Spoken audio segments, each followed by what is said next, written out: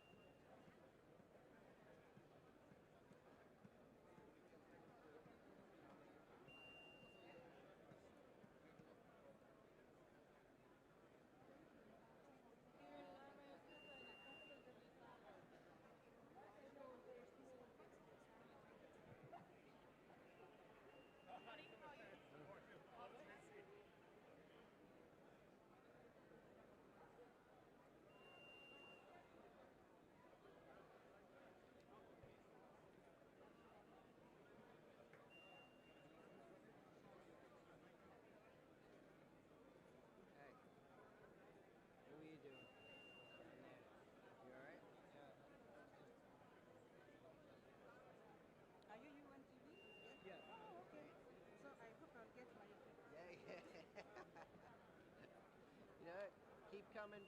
Keep passing back and forth. This is Pamela. We are always communicating. Yes. I'm always sending for the credentials, you know? Yep. Yeah.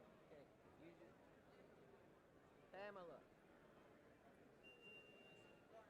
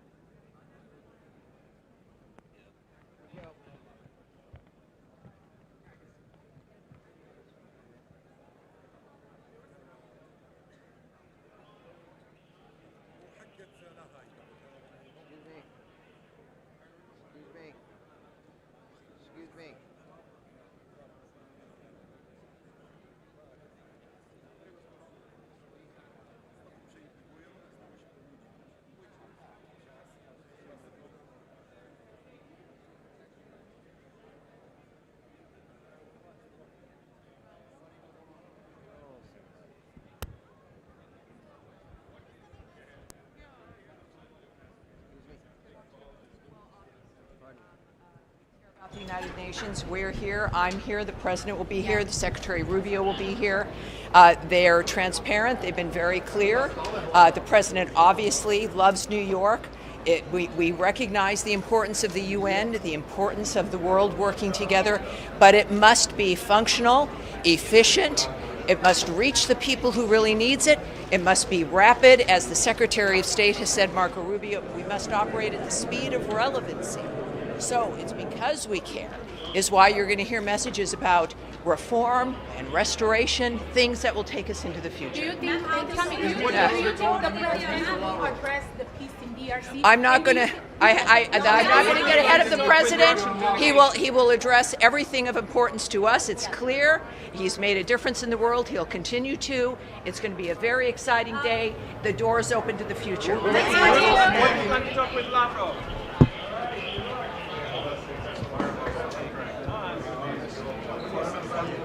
She's vice president.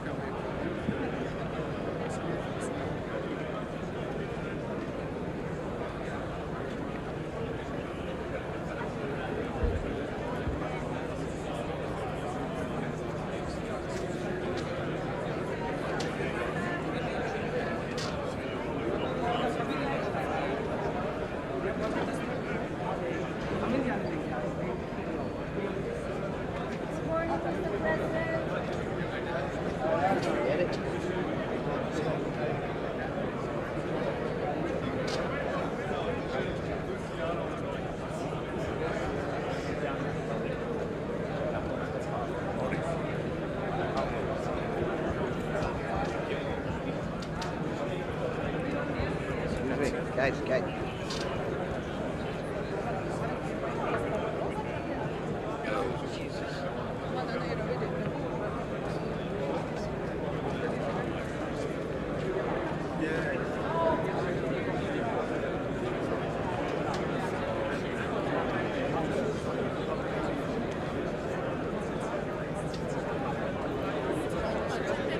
Faccio interpretita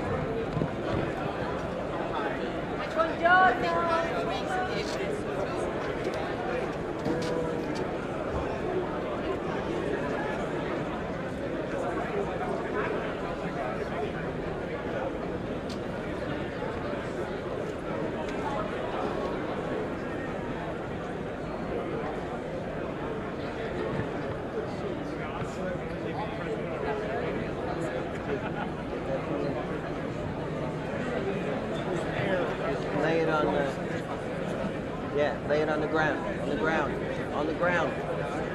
Thank you.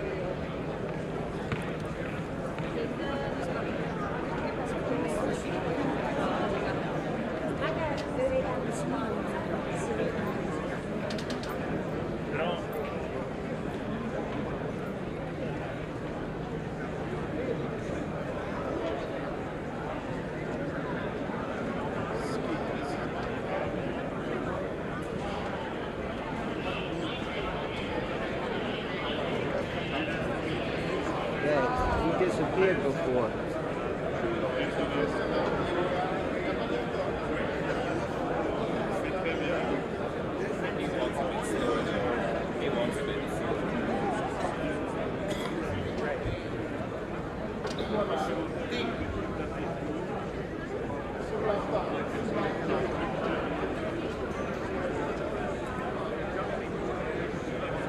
Big motorcade's coming. I don't know who it is. Oh, really?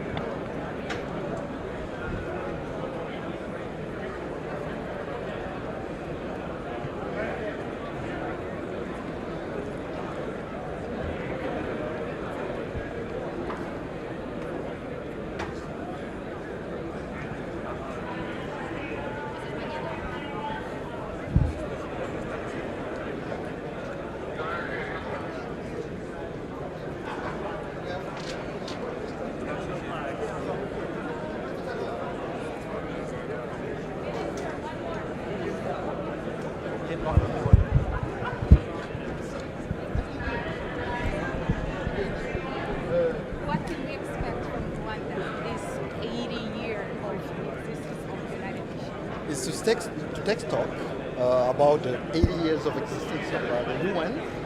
You remember that the UN was created after the Holocaust, a genocide. But there are failures that happened during the last 80 years, including the genocide against the Tutsi in Rwanda. So, and we are a bit concerned actually with the resurgence of genocide ideology in our region, especially in DRC. So we will talk about the positive things, climate change, the digital transformation, the multilateralism that is important for all of us, but to also talk about how the UN will not commit the same mistakes that it has committed in the past by raising the alarm on the situation in our region. What about the Africa being part of the Security Council? That is important because now you know that when the UN Charter was adopted, only 4 African countries were independent and signed on the Charter. And now 2/3 of the items on the agenda of Security Council is about African conflict, African issues. Yet we don't have any single permanent member. So what we believe is that we need to have at least 2 African states as permanent member with all rights and privileges, including the veto right. So we believe in that. What about the ceasefire in DRC? Can you share something? It's coming. When are we seeing the ceasefire? We signed an important agreement, the Washington Peace Agreement, was mediated by the U.S. administration, the Trump administration. Now meetings are taking place in Washington of organs that are provided for by the process, the Washington peace process. But on the ground, we are concerned about the violation of the ceasefire, including the targeting of communities, Banyamulenge communities, which are being targeted as we speak with hate speech, with military attacks. So we hope that the U.S. and the Qatar and other mediators will help in putting back the agreement on the right track. Thank you. Thank you very much. Thank you.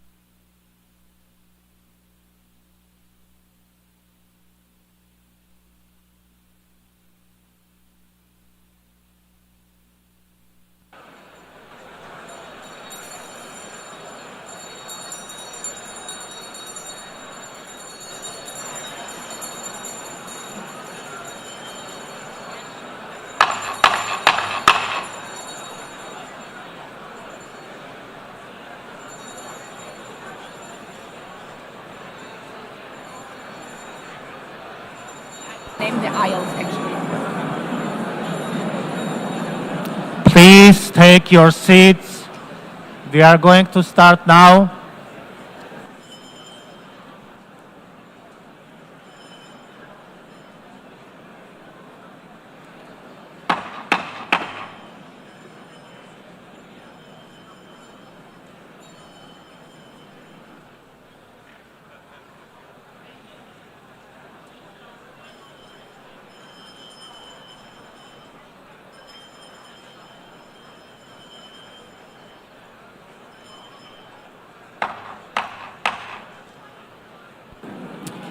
Good morning. Good morning, heads of states, excellencies, dear guests, people watching from home. The 4th plenary meeting of the General Assembly is called to order. After our intense Monday, today starts the general debate of the 80th session. Before proceeding to the general debate, the Assembly will hear an introduction by Secretary General of his annual report on the work of the organization. Under Agenda Item 110, in accordance with Resolution 51/241 of 31st July 1997. Please take your seat. I now give the floor to the Secretary General of the United Nations, His Excellency Antonio Guterres.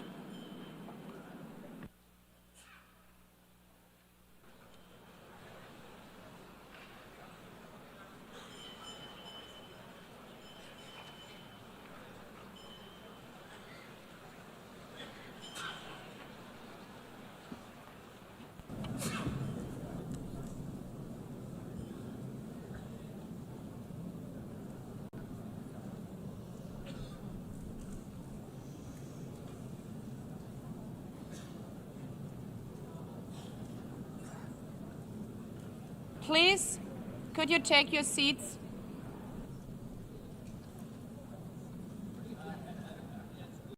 Let me begin with two words we have not been able to say often enough in this hall. Madam President.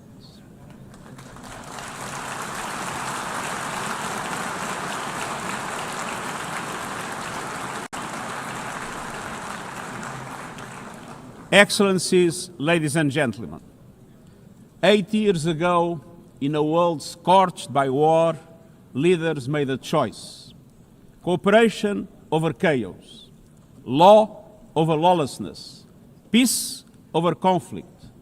And that choice gave birth to the United Nations, not as a dream for perfection, but as a practical strategy for the survival of humanity. Many of our founders had seen firsthand the hell of the death camps and the terror of war.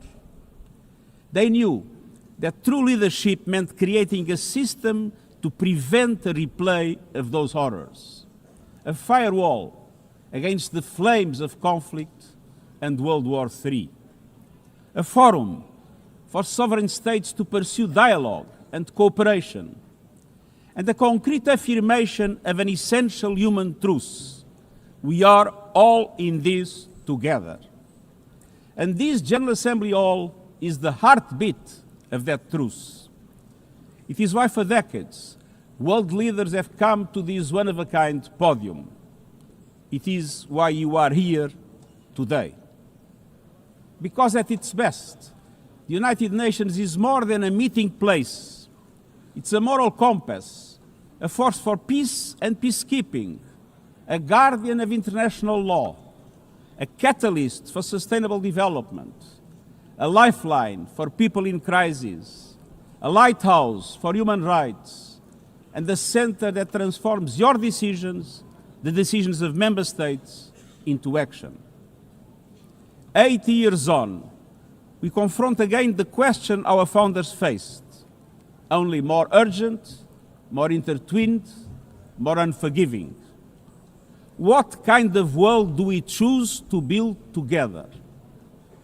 Excellencies, we have our work cut out for us as our ability to carry out that work is being cut from us. We have entered in an age of reckless disruption and relentless human suffering. Look around. The principles of the United Nations that you have established are under siege. Listen, the pillars of peace and progress are buckling under the weight of impunity, inequality, and indifference. Sovereign nations invaded, hunger weaponized, truth silence, rising smoke from bombed-out cities, rising anger in fractured societies, rising seas swallowing coastlines. Each one a warning, each one a question: what kind of world will we choose? A world of raw power or a world of laws? A world that is a scramble for self-interest or a world where nations come together? A world where might makes right or a world of rights for all? Excellencies, our world is becoming increasingly multipolar, and this is positive, reflecting a more diverse, dynamic global landscape. But multipolarity without effective multilateral institutions can court chaos. as Europe has learned the hard way, resulting in World War I. It was multipolar, but there was no multilateral institutions. So let's be clear. International cooperation is not naivete. It is hard-headed pragmatism. In a world where there's leap borders, isolation is an illusion. No country can stop a pandemic alone. No army can halt rising temperatures. No algorithm can rebuild trust once it is broken. These are global stress tests of our system, our solidarity, and our resolve. I'm convinced we can pass these tests, and we must. Because people everywhere are demanding something better, and we owe them a system worthy of their trust and a future worthy of their dreams. And so we must make the choice, an active choice, to reaffirm the imperative of international law, to reassert the centrality of multilateralism, to reinforce justice and human rights, and to recommit to the principles that gave rise to our organization, and to the promise contained in its first words, we the peoples. Excellencies, the choices we face are not part of an ideological debate. They are a matter of life and death for millions. As I scan the global landscape, we must make 5 critical choices. First, we must choose peace rooted in international law. Peace is our first obligation. Yet today, wars rage with a barbarity we vowed never to allow. Too often, the Charter is brandished when convenient and trampled when not. But the Charter is not optional. It is our foundation. And when the foundation cracks, everything built upon fractures. Around the world, we see countries acting as if the rules don't apply to them. We see humans treated as less than human, and we must call it out. Impunity is the mother of chaos, and it has spawned some of the most atrocious conflicts of our times. In Sudan, civilians are being slaughtered, starved, and silenced. Women and girls face unspeakable violence. There is no military solution. I urge all parties, including those in this hall, end the external support that is fueling this bloodshed. Push to protect civilians, because the Sudanese people deserve peace, dignity, and hope. In Ukraine, relentless violence continues to kill civilians, destroy civilian infrastructure, and threaten global peace and security. I commend recent diplomatic efforts by the United States and others. We must work for a full ceasefire and a just, lasting peace in accordance with the Charter, UN resolutions, and international law. In Gaza, the horrors are approaching a third monstrous year. They are the result of decisions that defy basic humanity. The scale of death and destruction are beyond any other conflict in my years as Secretary General. The International Court of Justice has issued legally binding provisional measures in the case named application of the Convention on the Prevention and Punishment of the Crime of Genocide in the Gaza Strip. Since then, a famine has been declared and the killing has intensified. The measures stipulated by the ICJ must be implemented fully and immediately.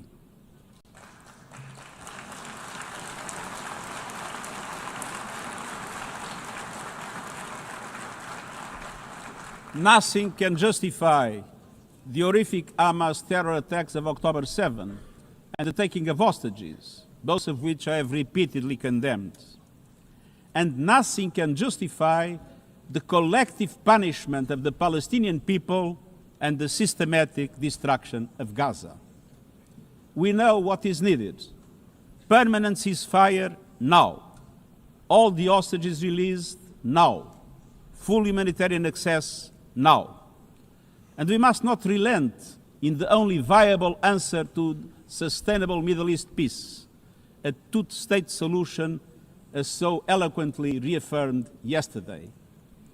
We must urgently reverse dangerous trends on the ground. Relentless settler expansion and violence and the looming threat of annexation must stop.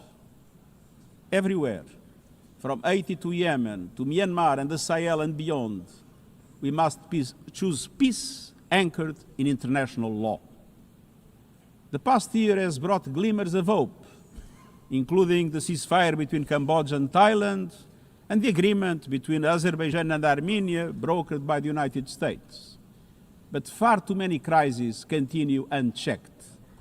Impunity prevails, lawlessness is a contagion, it invites mayhem, accelerates terror, and risks a nuclear free-for-all. When accountability shrinks, graveyards grow. When UN staff and facilities are attacked, violating legal obligations, so too is the core of our ability to serve and deliver. The Security Council must live up to its responsibilities. It must be more representative, more transparent, and more effective. And beyond crisis response, we must tackle the injustices that ignite conflict: exclusion, inequality, impunity, and corruption. The surest way to silence the guns is to raise the volume for justice. Real security is born of fairness and opportunity for all. Excellencies, this leads me to my second point. We must choose human dignity and human rights. Human rights are not an ornament of peace, they're its bedrock. Human rights, economic, social, cultural, political, and civil, are universal, indivisible, and interdependent. Choosing rights means more than words. It means choosing justice over silence.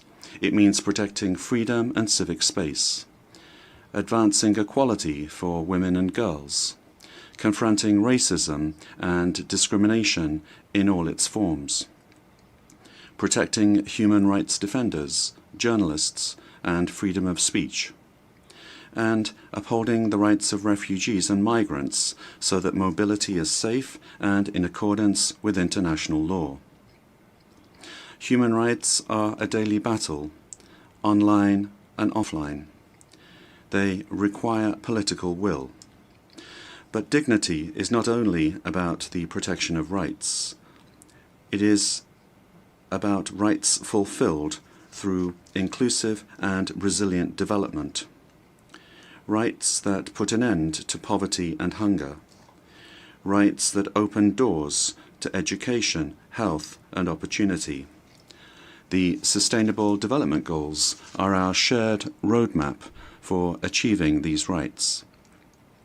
But in order to make progress down this road, we need fuel. And that fuel is finance. We've seen what development done right can deliver. In the past decade, millions more have gained access to electricity, clean cooking solutions, and to the internet.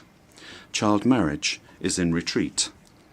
Women's representation is growing, but cuts to aid are wreaking havoc. They are a death sentence for many. For so many more, a stolen future. This is the great paradox of our time. We have the solutions, but we are siphoning off the fuel that would make it possible to make progress. To choose dignity, we must choose financial justice and solidarity.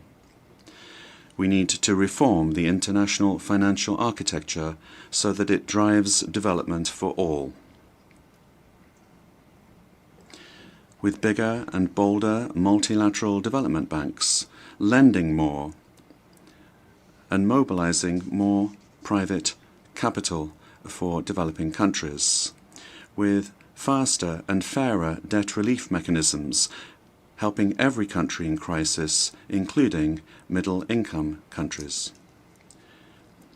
Protecting natural resources by tackling illicit financial flows and abusive tax practices that rob societies of their future. And global financial institutions that represent today's world, with far greater participation of developing countries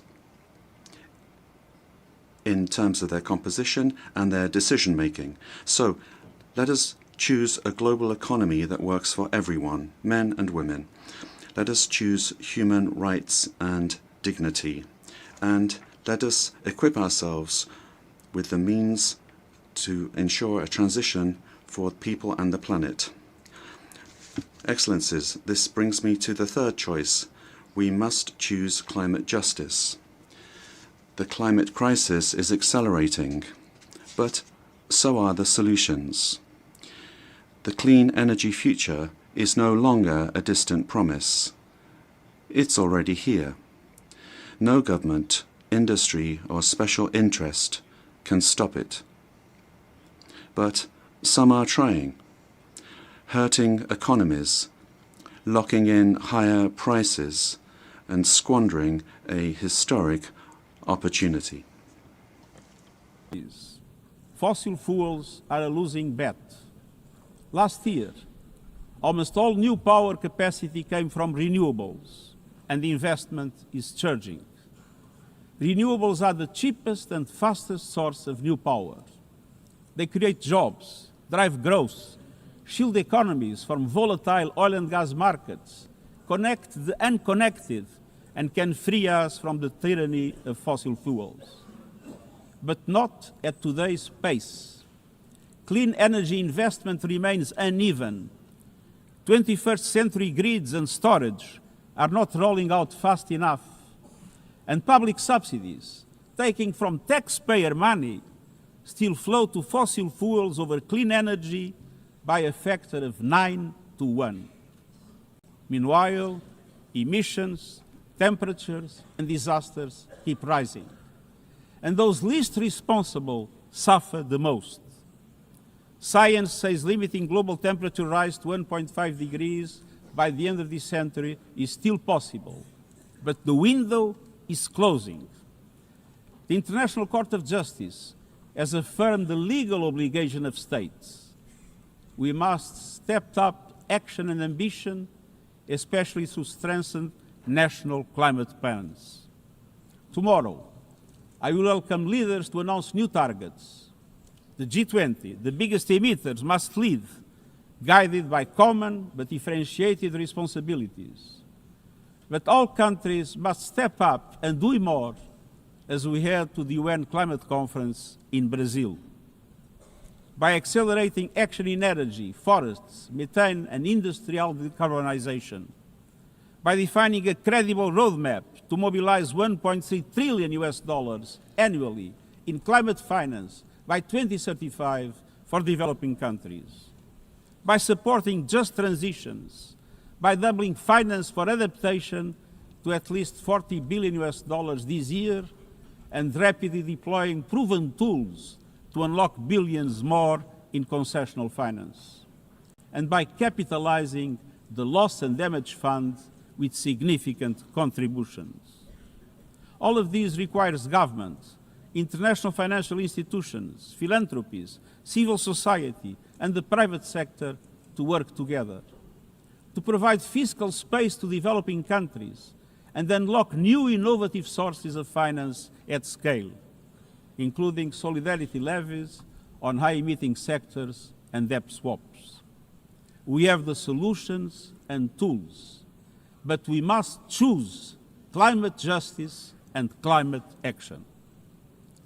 Fourth, we must choose to put technology at the service of humanity.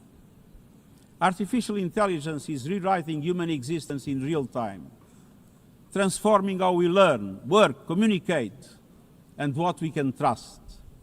And the question is not how to stop it, but how to steer it for the greater good.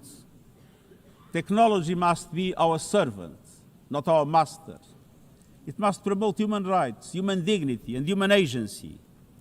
Yet today, AI's advancement in outpacing regulation and responsibility and is concentrated in a few hands.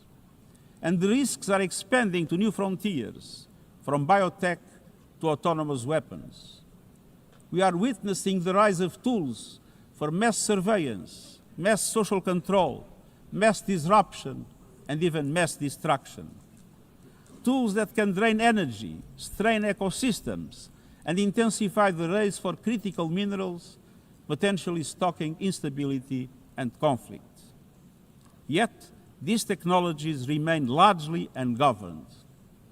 We need universal guardrails and common standards across platforms. No company should be above the law. No machines should decide who lives or dies. No system should be deployed without transparency, safety, and accountability. Last month, this Assembly took a historic step, establishing an independent international scientific panel on AI and an annual global dialogue on AI governance.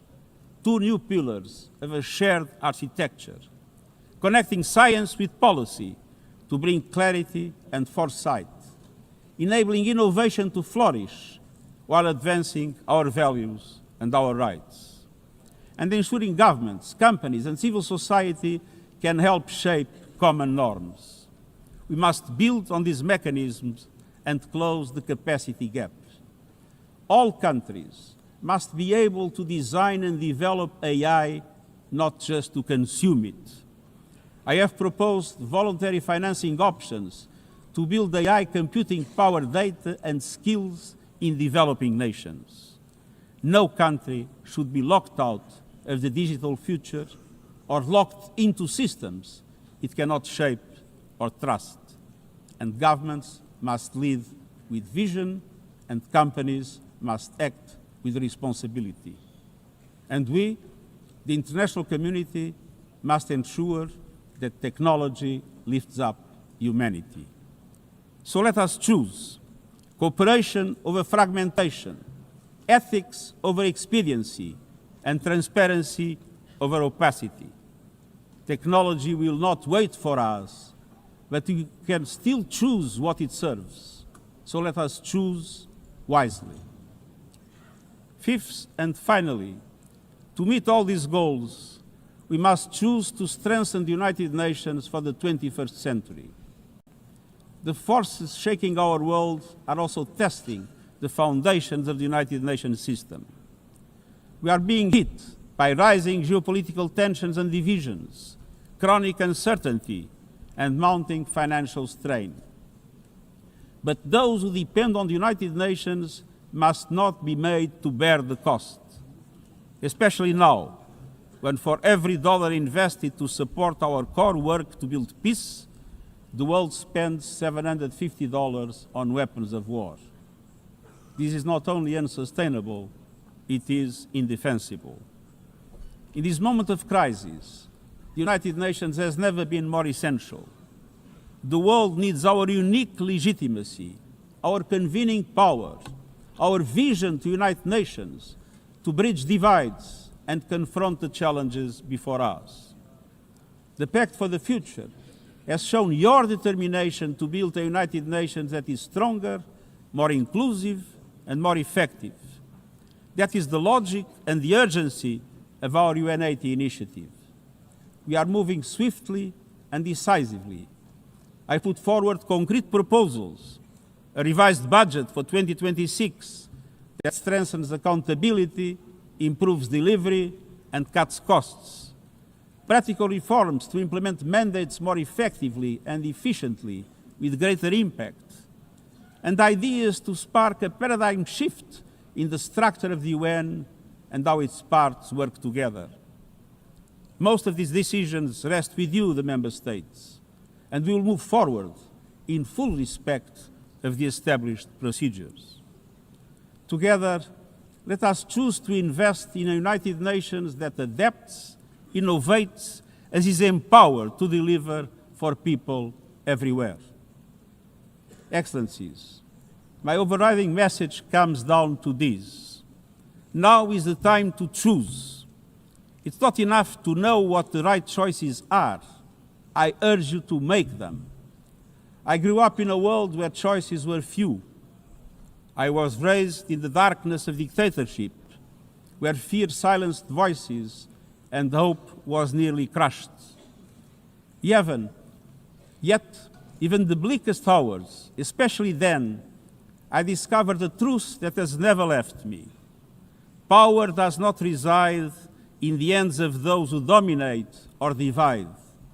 Real power resides from people, from our shared resolve to uphold dignity, to defend equality, to believe fiercely in our common humanity and the potential of every human being.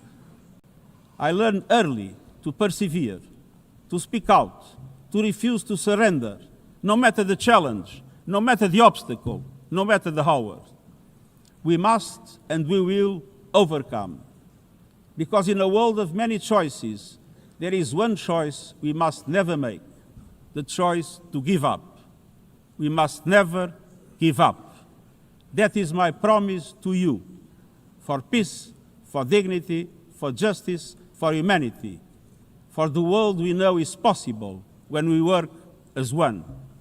I will never, ever give up. Thank you.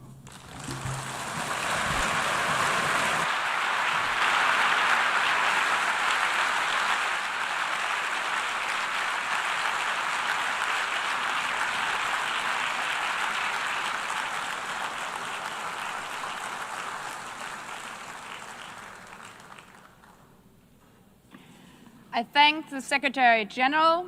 The Assembly will now turn to agenda item 8, entitled General Debate.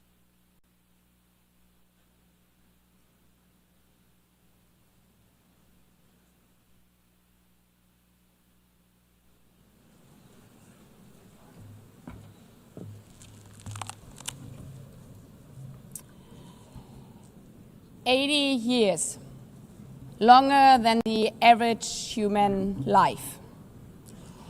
This anniversary of the United Nations should have been a moment of celebration. But this is not an ordinary year. Just look at the state of our world, as the Secretary General described. Thousands of orphans in Gaza are wandering around the rubble, eating sand, drinking contaminated water. 90-year-old women in Ukraine are hiding from drones, trapped in their homes instead of living their final years in peace. Children in Haiti, too afraid to walk to school, afraid they might be gunned down by gangs like their friends. And for every conflict and tragedy that seizes the headlines, there are so many more that are forgotten, lost to the news cycle. Like women in Democratic Republic of the Congo, shielding their daughters from armed groups, fearful they might be raped. And Rohingya children, spending their whole childhood in tattered tents, unable to remember what their home looks like.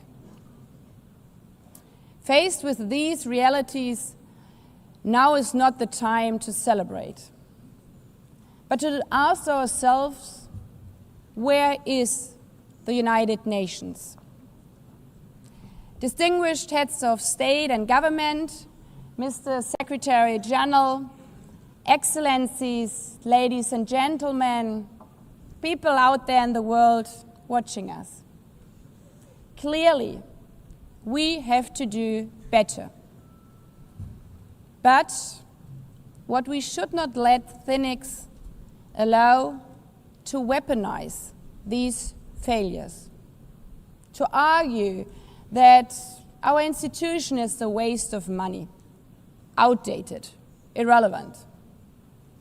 When the principles of the Charter are ignored, is it the UN that has failed?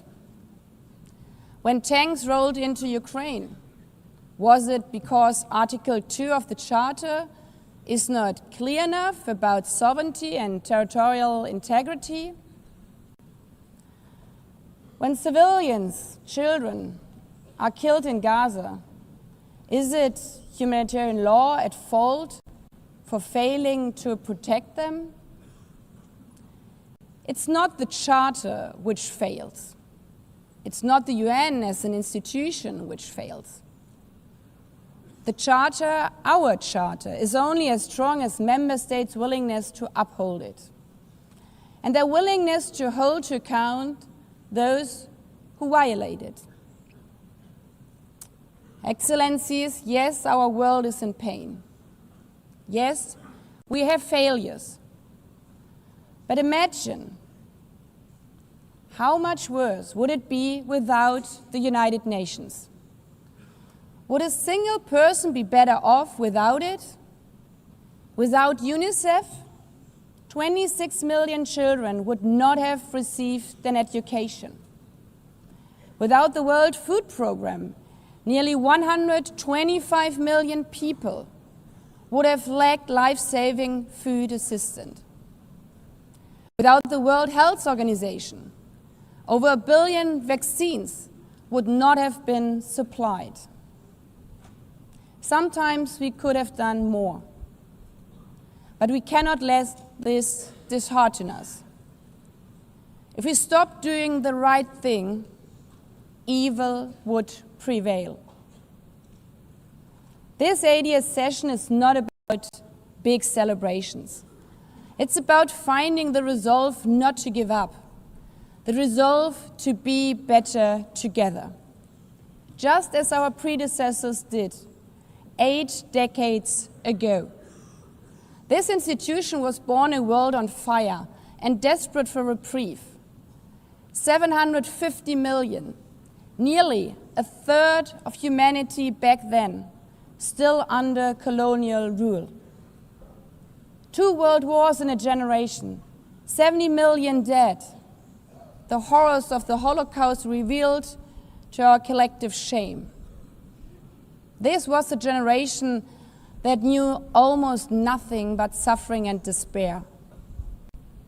The signing of the Charter in 1945 gave hope to millions, gave us a North Star that guided our path from the ashes of war, helped guide nations from colonial rule into independent states, helped end apartheid. Across the decades, the United Nations has been a compass pointing toward peace, humanity, and justice. We have not always succeeded, but the story of this institution is not a story of easy victories. It's a story of falling and rising, of pulling ourselves and each other back up and trying harder. We gather here for the 80th time, not for empty celebration, not out of ritual, not to hear our own voices. We gather to prove that this institution matters, and that through this institution, every nation represented here, no matter how big or small, can summon again the strength and unity first shown in San Francisco 80 years ago. The courage and resolve of world leaders, who even while some called them back then naive, believed they could build a better world from the wreckage of the old. They showed then what true leadership is. It's not about imposing your will or putting others down. True leadership is about lifting others up, not out of altruism, but for our mutual benefit, and even out of our self-interest. Because as our founders and every architect of peace since then has understood, helping others is what makes ultimately our own countries stronger. Could any state have faced the global pandemic alone? the virus did not have any passport. We were only able to solve it at the end with the support of the World Health Organization. The climate crisis does not stop at borders. CO2 emissions anywhere affect people everywhere. Even the wealthiest cities in the world cannot shield themselves from wildfires. And imagine coming here by plane, how safe would you feel to step into the next airplane if there were no International Civil Aviation Organization anymore, which is responsible for setting safety regulations for 5 billion passengers each year? How comfortable would you be with your children using the internet while AI is uncontrolled and unchecked? As the lines between what is real and fake start to blur. In this globalized, digitalized world, we work together or we suffer alone. Excellencies, the theme of this milestone session and the high-level week is therefore better together. 80 years and more for peace, development, and human rights. Will living up to that be easy? No. But this hall was not built for easy times. It was built to come together to confront the hardest topics.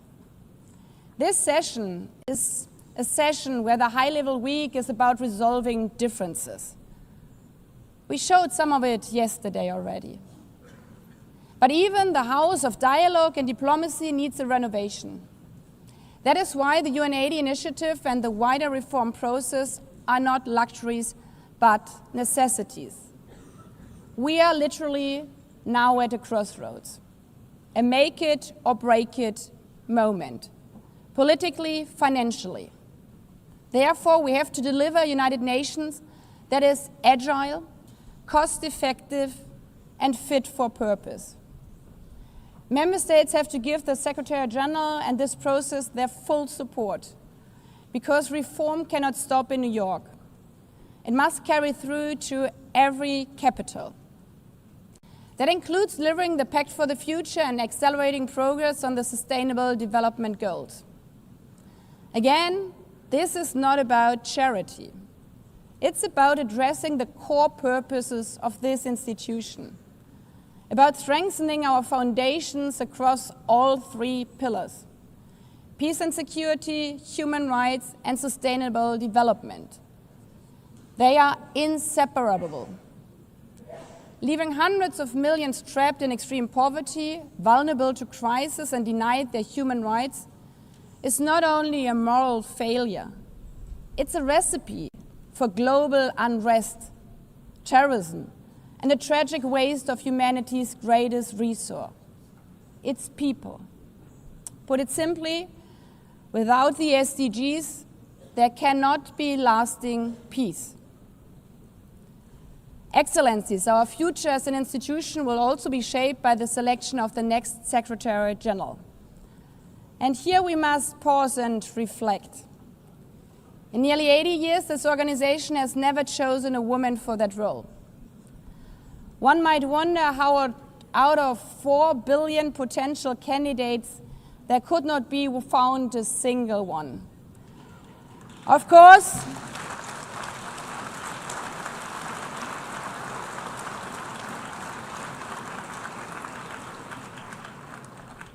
course, the choice rests with member states. But those of you having been there yesterday celebrating Beijing, one strong female leader after the other from all our continents. Like 80 years ago, we are standing at a crossroads. And it's up to us, to every single member state, to live up to the same leadership as your predecessors did. To act when action is needed. To uphold the principles of our charter. To be better together. To show the people around the world that this United Nation is there. Today, tomorrow, and for the next 8 decades. Because, after all, it's the life insurance for every country.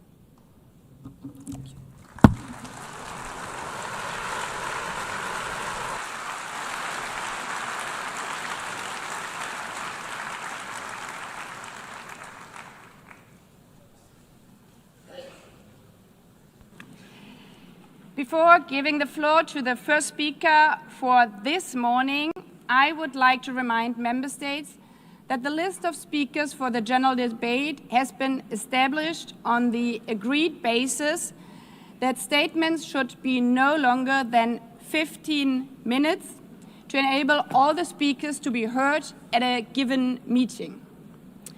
Within this time frame, I would like to appeal to speakers to deliver their statements at a reasonable pace so that interpretation into the other official languages may be provided properly.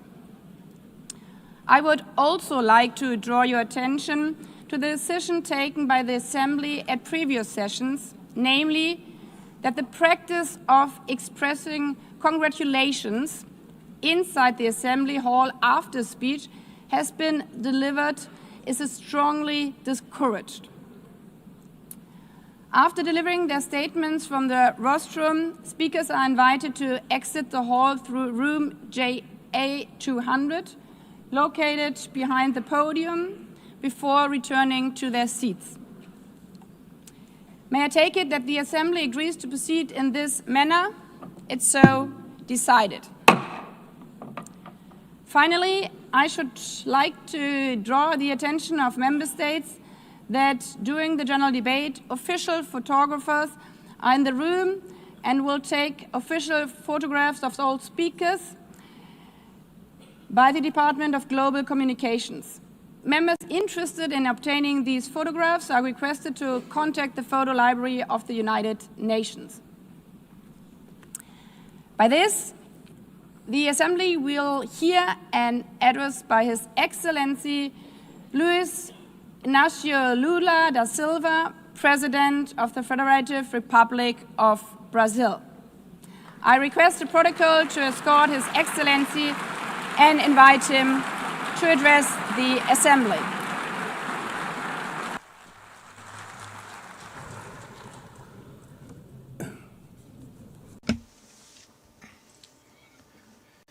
Madam President of the General Assembly, Analina Berbuki, Mr. Secretary General Antonio Guterres, dear heads of state and government, and representatives of the member states gathered here.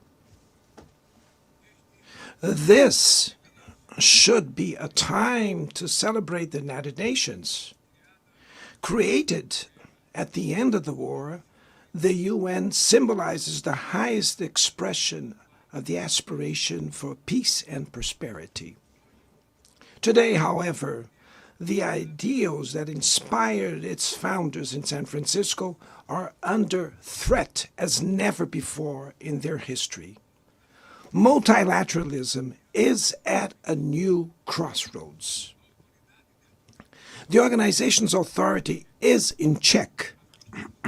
We are witnessing the consolidation of an international order marked by repeated concessions to power play, attacks on sovereignty, arbitrary sanctions, and unilateral interventions are becoming the rule. There is a clear parallel between the multilateralism crisis and the weakening of democracy.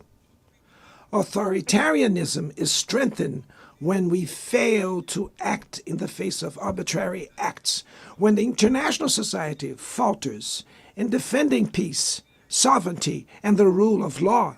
The consequences are tragic. Throughout the world, anti-democratic forces are trying to subjugate institutions and stifle freedoms. They worship violence, praise ignorance, act as physical and digital militias, and restrict the press. Even under an unprecedented attack, Brazil chose to resist and defend its democracy, regained 40 years ago by its people after 2 decades of dictatorial governments. There is no justification for unilateral and arbitrary measures against our institutions and our economy. The aggression against the independence of the judiciary branch of power is unacceptable. This interference in domestic affairs is aided by a subservient far right who is nostalgic of past hegemonies. False patriots plan and publicly promote actions against Brazil. Peace cannot be achieved with impunity. A few days ago, and for the first time in 525 years of our history, a former head of state was convicted of attacking the democratic rule of law. He was investigated, indicted, trialed, and held accountable for his actions in a meticulous process. He has the right to defend himself was secured, a prerogative that dictatorships deny to their victims. Before the eyes of the world, Brazil sent a message to all aspiring autocrats and those who support them. Our democracy, our sovereignty are non-negotiable.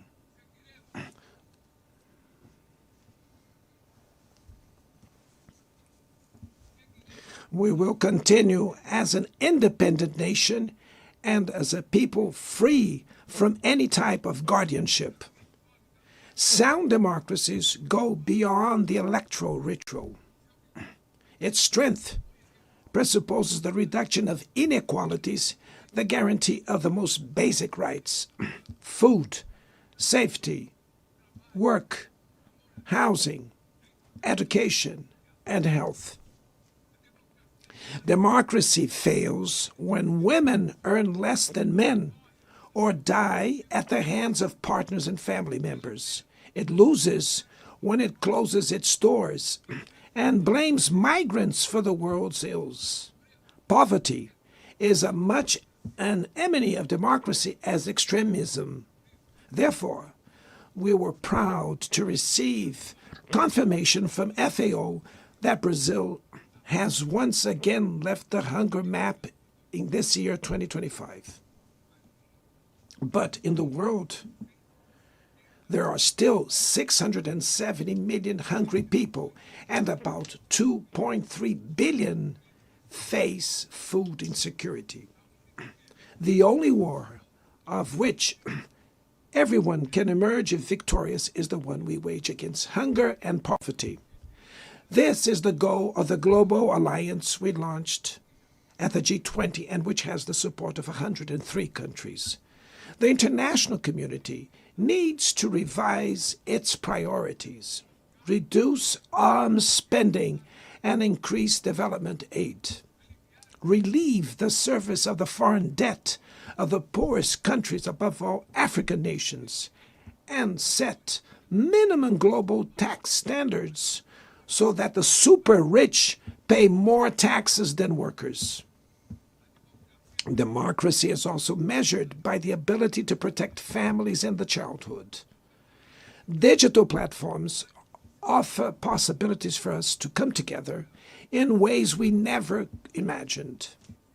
But they have been used for sowing intolerance, misogyny, xenophobia, and misinformation. The internet cannot be a land of lawlessness.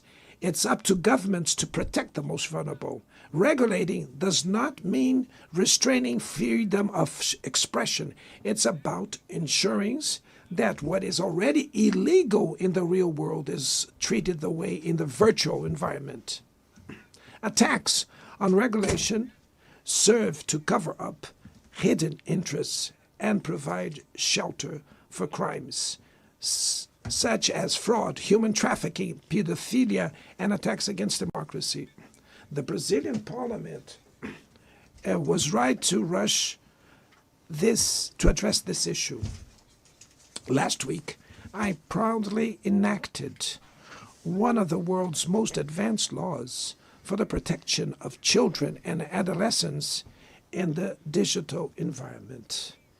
Also, we sent draft bills to the National Congress to foster competition in digital markets and to encourage the installation of sustainable data centers.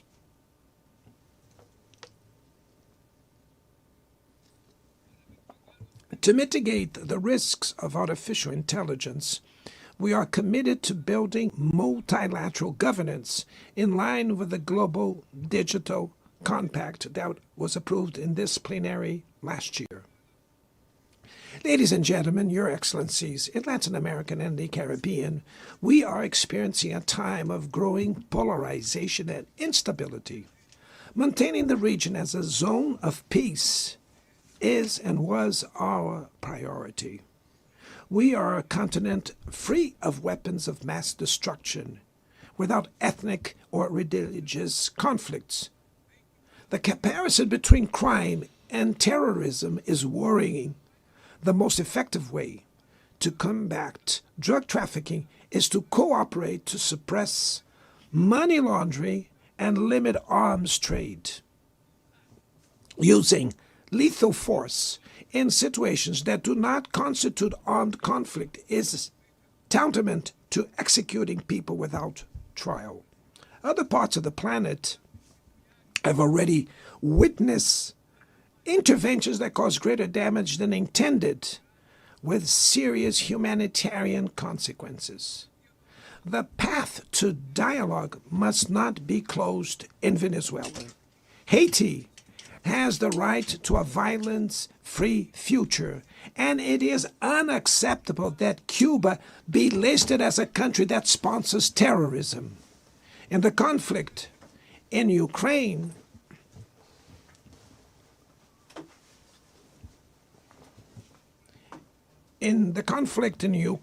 we all already know that there will be no military solution.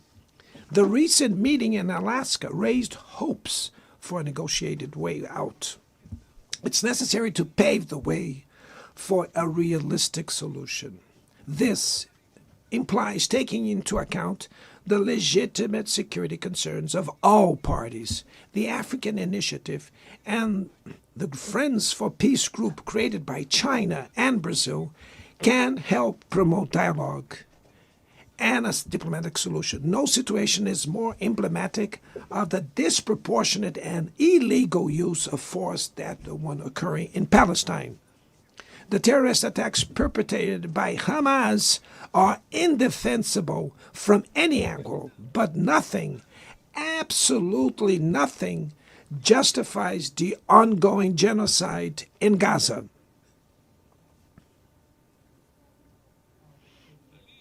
There, under tons of rubble, are buried tens of thousands of innocent women and children. There, we can see that international humanitarian law and the myth of ethical exceptionalism of the West are also being buried there.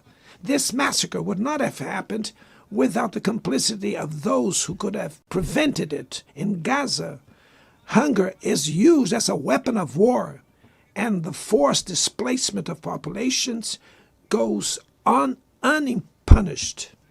I express my admirations to the Jews who, inside and outside Israel, oppose this collective punishment. The Palestinian people are at risk of disappearing.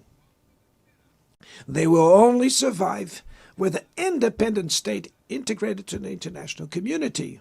This is the solution defended by more than 150 UN members, reaffirmed yesterday here in this very plenary, but barred by a single veto.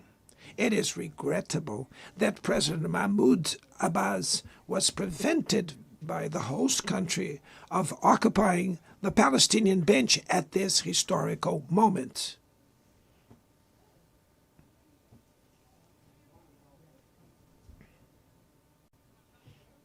The spread of this conflict to Lebanon, Syria, Iran, Qatar is fueling an unprecedented arms build-up. Madam President, bombs and nuclear weapons will not protect us from the climate crisis. The year of 24 was the warmest already registered. COP30 in the city in Brazil will the COP of truth. It will be the time for world leaders to prove the seriousness of their commitment to the planet.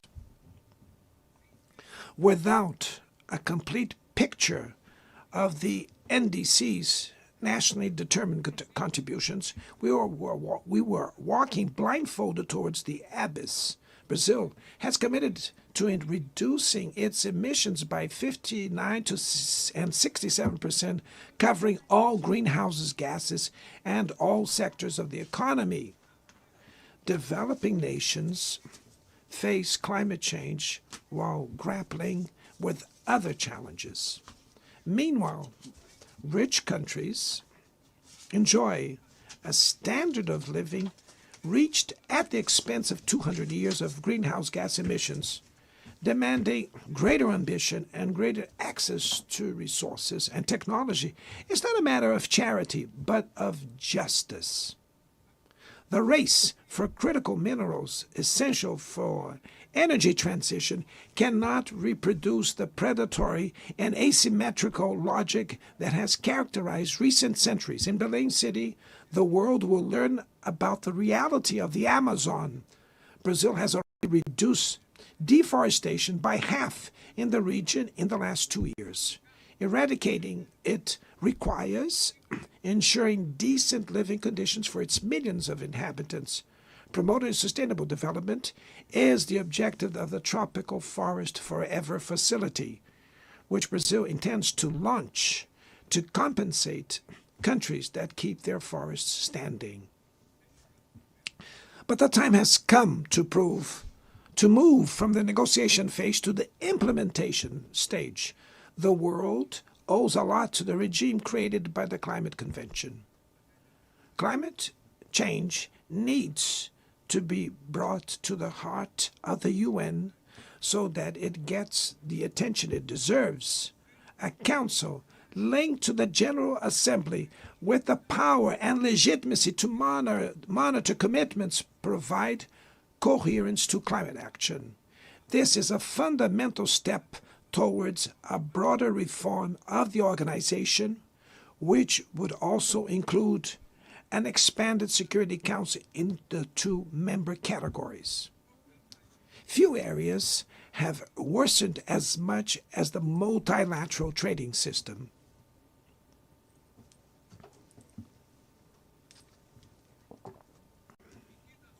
Unilateral measures have rendered fundamental principles, such as the most favored nations clauses, meaningless.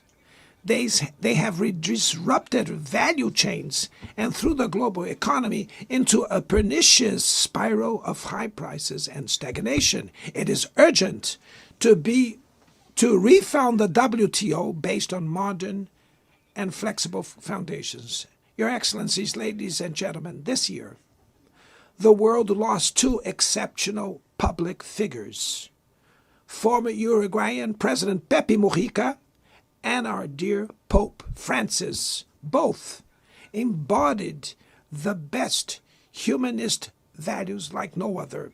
Their lives were intertwined with the 8 decades of the UN's existence. If they were still among us, they would use this platform to remember that authoritarianism, environmental degradation, and inequality are not relentless, that the only ones defeated are those who stand idly by, resignate, and that we can defeat the false prophets and oligarchs who exploit fear and monetize hate, and that tomorrow is made of daily choices, and it takes courage to act to transform it. In the future that Brazil envisions, there is no room for the reenactment of ideological rivalries or spheres of influence. Confrontation is not inevitable. We need leaders with clear visions who understand that the international order is not a zero-sum game. The 21st century will be increasingly multipolar. For it to remain peaceful, it cannot fall to multilateral. Brazil is giving increasing importance to the European Union, the African Union, ASEAN, CELAC, BRICS, and the G20. The voice of the Global South must be heard. The UN has today almost 4 times more members than the 51 who were at its foundation. Our historic mission is to make it once again a barrier of hope and a promoter of equality, peace, sustainable development, diversity, and tolerance. May God bless us all. And thank you very much.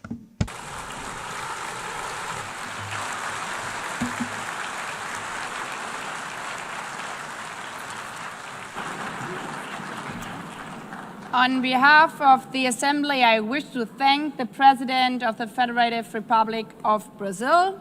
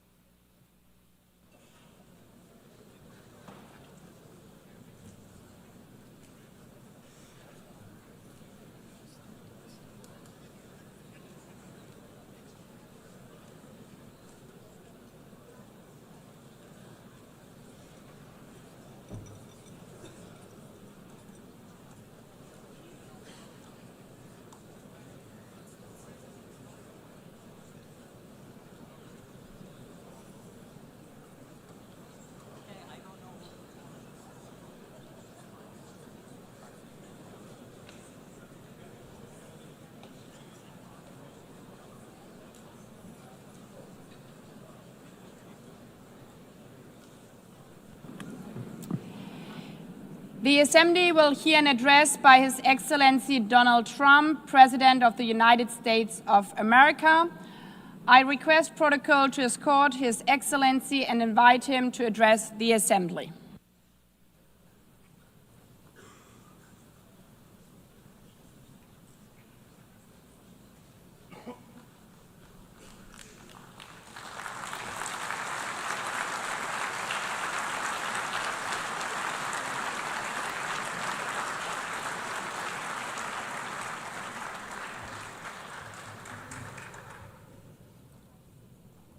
Thank you very much.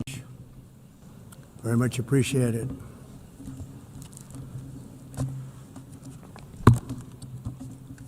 And I don't mind making this speech without a teleprompter, because the teleprompter is not working.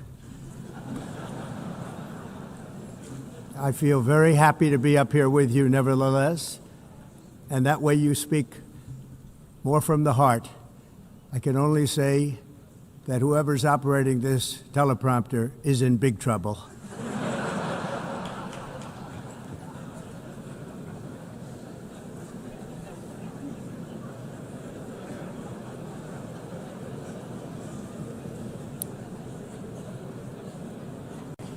Hello, Madam First Lady. Thank you very much for being here. And Madam President, Mr. Secretary General, First Lady of the United States, distinguished delegates, ambassadors, and world leaders. 6 years have passed since I last stood in this grand hall and addressed a world that was prosperous and at peace in my first term. Since that day, the guns of war have shattered the peace I forged on 2 continents. An era of calm and stability gave way to one of the great crises of our time. And here in the United States, 4 years of weakness, lawlessness, and radicalism under the last administration delivered our nation into a repeated set of disasters. 1 year ago, our country was in deep trouble. But today, just 8 months into my administration, we are the hottest country anywhere in the world, and there is no other country even close. America is blessed with the strongest economy, the strongest borders, the strongest military, the strongest friendships, and the strongest spirit of any nation on the face of the earth. This is indeed the golden age of America. We are rapidly reversing the economic calamity we inherited from the previous administration, including ruinous price increases and record-setting inflation like we've never had before. Under my leadership, energy costs are down, gasoline prices are down, grocery prices are down, mortgage rates are down, and inflation has been defeated. The only thing that's up is the stock market, which just hit a record high. In fact, it hit a record high 48 times in the last short period of time. Growth is surging, manufacturing is booming. The stock market, as I said, is doing better than it's ever done. And all of you in this room benefit by that, almost everybody. And importantly, workers' wages are rising at the fastest pace in more than 60 years. And that's what it's all about, isn't it? In 4 years of President Biden, we had less than $1 trillion of new investment into the United States. In just 8 months since I took office, we have secured commitments and money already paid for $17 trillion. Think of it, 4 years, less than $1 trillion, 8 months, much more than $17 trillion is being invested in the United States, and it's now pouring in from all parts of the world. We've implemented the largest tax cuts in American history and the largest regulation cuts in American history, making this once and again the best country on earth to do business. And many of the people in this room are investing in America, and it's turned out to be an awfully good investment during this 8-month period. In my first term, I built the greatest economy in the history of the world. We had the best economy ever, history of the world. And I'm doing the same thing again, but this time it's actually much bigger and even better. The numbers far surpass my record-setting first term. On our southern border, we have successfully repelled a colossal invasion. And for the last 4 months, and that's 4 months in a row, the number of illegal aliens admitted and entering our country has been 0. Hard to believe, because if you look back just a year ago, it was millions and millions of people pouring in from all over the world, from prisons, from mental institutions, drug dealers. All over the world they came.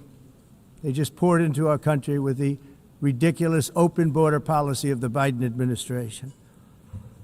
Our message is very simple. If you come illegally into the United States, you're going to jail, or you're going back to where you came from, or perhaps even further than that. You know what that means. I want to thank the country of El Salvador for the successful and professional job they've done in receiving and jailing so many criminals that entered our country. And it was under the previous administration that the number became record-setting, and they're all being taken out. We have no choice. And other countries have no choice, because other countries are in the exact same situation with immigration. It's destroying your country, and you have to do something about it. On the world stage, America is respected again like it has never been respected before. You think about 2 years ago, 3 years ago, 4 years ago, or 1 year ago, we were a laughingstock all over the world. At the NATO summit in June, virtually all NATO members formally committed to increase defense spending at my request from 2% to 5% of GDP, making our alliance far stronger and more powerful than it was ever before. In May, I traveled to the Middle East to to visit my friends and rebuild our partnerships in the Gulf, and those valued relationships with Saudi Arabia, Qatar, and the UAE and other countries are now, I believe, closer than ever before. My administration has negotiated one historic trade deal after another, including with the United Kingdom, the European Union, Japan, South Korea, Vietnam, Indonesia, the Philippines, Malaysia, and many, many others. Likewise, in a period of just 7 months, I have ended 7 unendable wars. They said they were unendable. You're never going to get them solved. Some were going for 31 years, 2 of them, 31, think of it, 31 years. One was 36 years. One was 28 years. I ended 7 wars. And in all cases, they were raging with countless thousands of people being killed. This includes Cambodia and Thailand, Kosovo and Serbia, the Congo and Rwanda, a vicious, violent war that was, Pakistan and India, Israel and Iran, Egypt and Ethiopia, and Armenia and Azerbaijan. It included all of them. No president or prime minister, and for that matter, no other country has ever done anything close to that. And I did it in just 7 months. It's never happened before. There's never been anything like that. I'm very honored to have done it.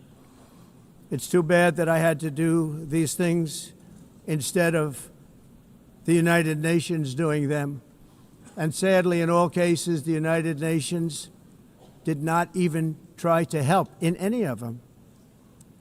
I ended 7 wars, dealt with the leaders of each and every one of these countries, and never even received a phone call from the United Nations offering to help in finalizing the deal. All I got from the United Nations was an escalator that on the way up stopped right in the middle. If the First Lady wasn't in great shape, she would have fallen, but she's in great shape. We're both in good shape. We both stood. And then a teleprompter that didn't work. These are the 2 things I got from the United Nations, a bad escalator and a bad teleprompter. Thank you very much. And by the way, it's working now. It just went on. Thank you. I think I should just do it the other way. It's easier. Thank you very much. I didn't think of it at the time because I was too busy working to save millions of lives. That is the saving and stopping of these wars. But later I realized that the United Nations wasn't there for us. They weren't there. I thought of it really after the fact, not during these negotiations, which were not easy. That being the case, what is the purpose of the United Nations? The UN has such tremendous potential. I've always said it. It has such tremendous, tremendous potential, but it's not even coming close to living up to that potential. For the most part, at least for now, all they seem to do is write a really strongly worded letter and then never follow that letter up. It's empty words, and empty words don't solve war. The only thing that solves war and wars is action. Now, after ending all of these wars and also earlier negotiating the Abraham Accords, which is a very big thing for which our country received no credit, never receives credit. Everyone says that I should get the Nobel Peace Prize for each one of these achievements. But for me, the real prize will be the sons and daughters who live to grow up with their mothers and fathers, because millions of people are no longer being killed in endless and unglorious wars. What I care about is not winning prizes, it's saving lives. We saved millions and millions of lives with the 7 wars. And we have others that we're working on, and you know that. Many years ago, a very successful real estate developer in New York, known as Donald J. Trump, I bid on the renovation and rebuilding of this very United Nations complex. I remember it so well. I said at the time that I would do it for $500 million, rebuilding everything. It would be beautiful. I used to talk about, I'm going to give you marble floors. They're going to give you terrazzo. I'm going to give you the best of everything. You're going to have mahogany walls. They're going to give you plastic. But they decided to go in another direction, which was much more expensive at the time, and which actually produced a far inferior product. And I realized that they did not know what they were doing when it came to construction, and that their building concepts were so wrong, and the product that they were proposing to build was so bad and so costly. It was going to cost them a fortune. And I said, and wait till you see the overruns. Well, I turned out to be right. They had massive cost overruns and spent between $2 and $4 billion on the building and did not even get the marble floors that I promised them. You walk on terrazzo. Do you notice that? As far as I'm concerned, frankly, looking at the building and getting stuck on the escalator, they still haven't finished the job. They still haven't finished. That was years ago. The project was so corrupt that Congress actually asked me to testify before them on the tremendous waste of money, because it turned out that they had no idea what it was, but they knew it was anywhere between $2 and $4 billion as opposed to $500 million with a guarantee. But they had no idea, and I said it cost much more than $5 billion. Unfortunately, many things in the United Nations are happening just like that, but on an even much bigger scale, much, much bigger. Very sad to see. Whether the UN can manage to play a productive role, I've come here today to offer the hand of American leadership and friendship to any nation in this assembly that is willing to join us in forging a safer, more prosperous world. And it's a world that we'll be much happier with. A dramatically better future is within our reach. But to get there, we must reject the failed approaches of the past and work together to confront some of the greatest threats in history. There is no more serious danger to our planet today than the most powerful and destructive weapons ever devised by man, of which the United States, as you know, has many. Just as I did in my first term, I've made containing these threats a top priority, starting with the nation of Iran. My position is very simple. The world's #1 sponsor of terror can never be allowed to possess the most dangerous weapon. That's why shortly after taking office, I sent the so-called Supreme Leader a letter making a generous offer. I extended a pledge of full cooperation in exchange for a suspension of Iran's nuclear program. The regime's answer was to continue their constant threats to their neighbors and U.S. interests throughout the region and some great countries that are right nearby. Today, many of Iran's former military commanders, in fact, I can say almost all of them, are no longer with us. They're dead. And 3 months ago, in Operation Midnight Hammer, 7 American B-2 bombers dropped the 14 30,000-pound each bombs on Iran's key nuclear facilities, totally obliterating everything. No other country on earth could have done what we did. No other country has the equipment to do what we did. We have the greatest weapons on earth. We hate to use them. But we did something that for 22 years people wanted to do.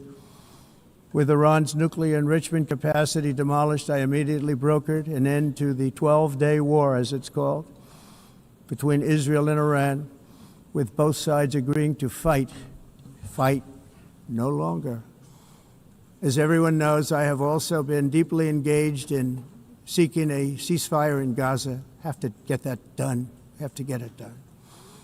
Unfortunately, Hamas has repeatedly rejected reasonable offers to make peace. We can't forget October 7th, can we?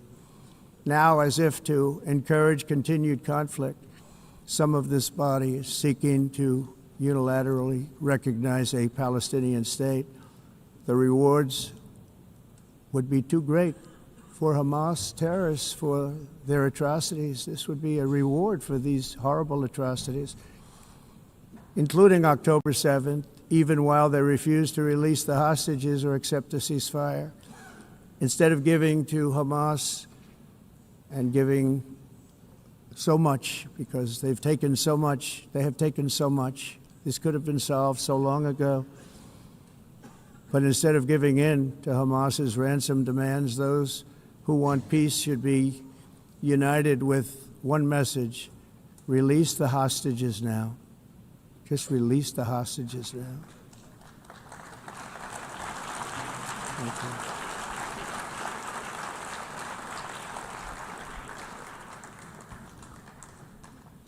Thank you.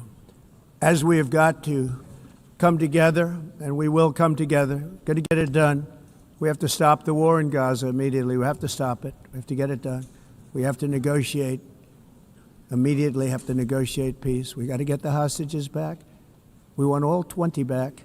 We don't want 2 and 4. As you know, I got, along with Steve Witkoff and others that helped us, Marco Rubio, we got most of them back.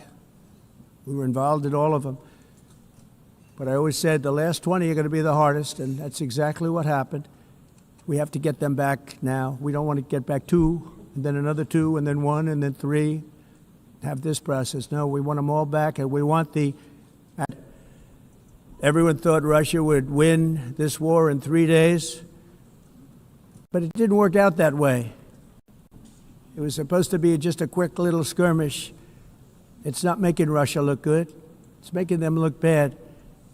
No matter what happens from here on out, this was something that should have taken a matter of days, certainly less than a week.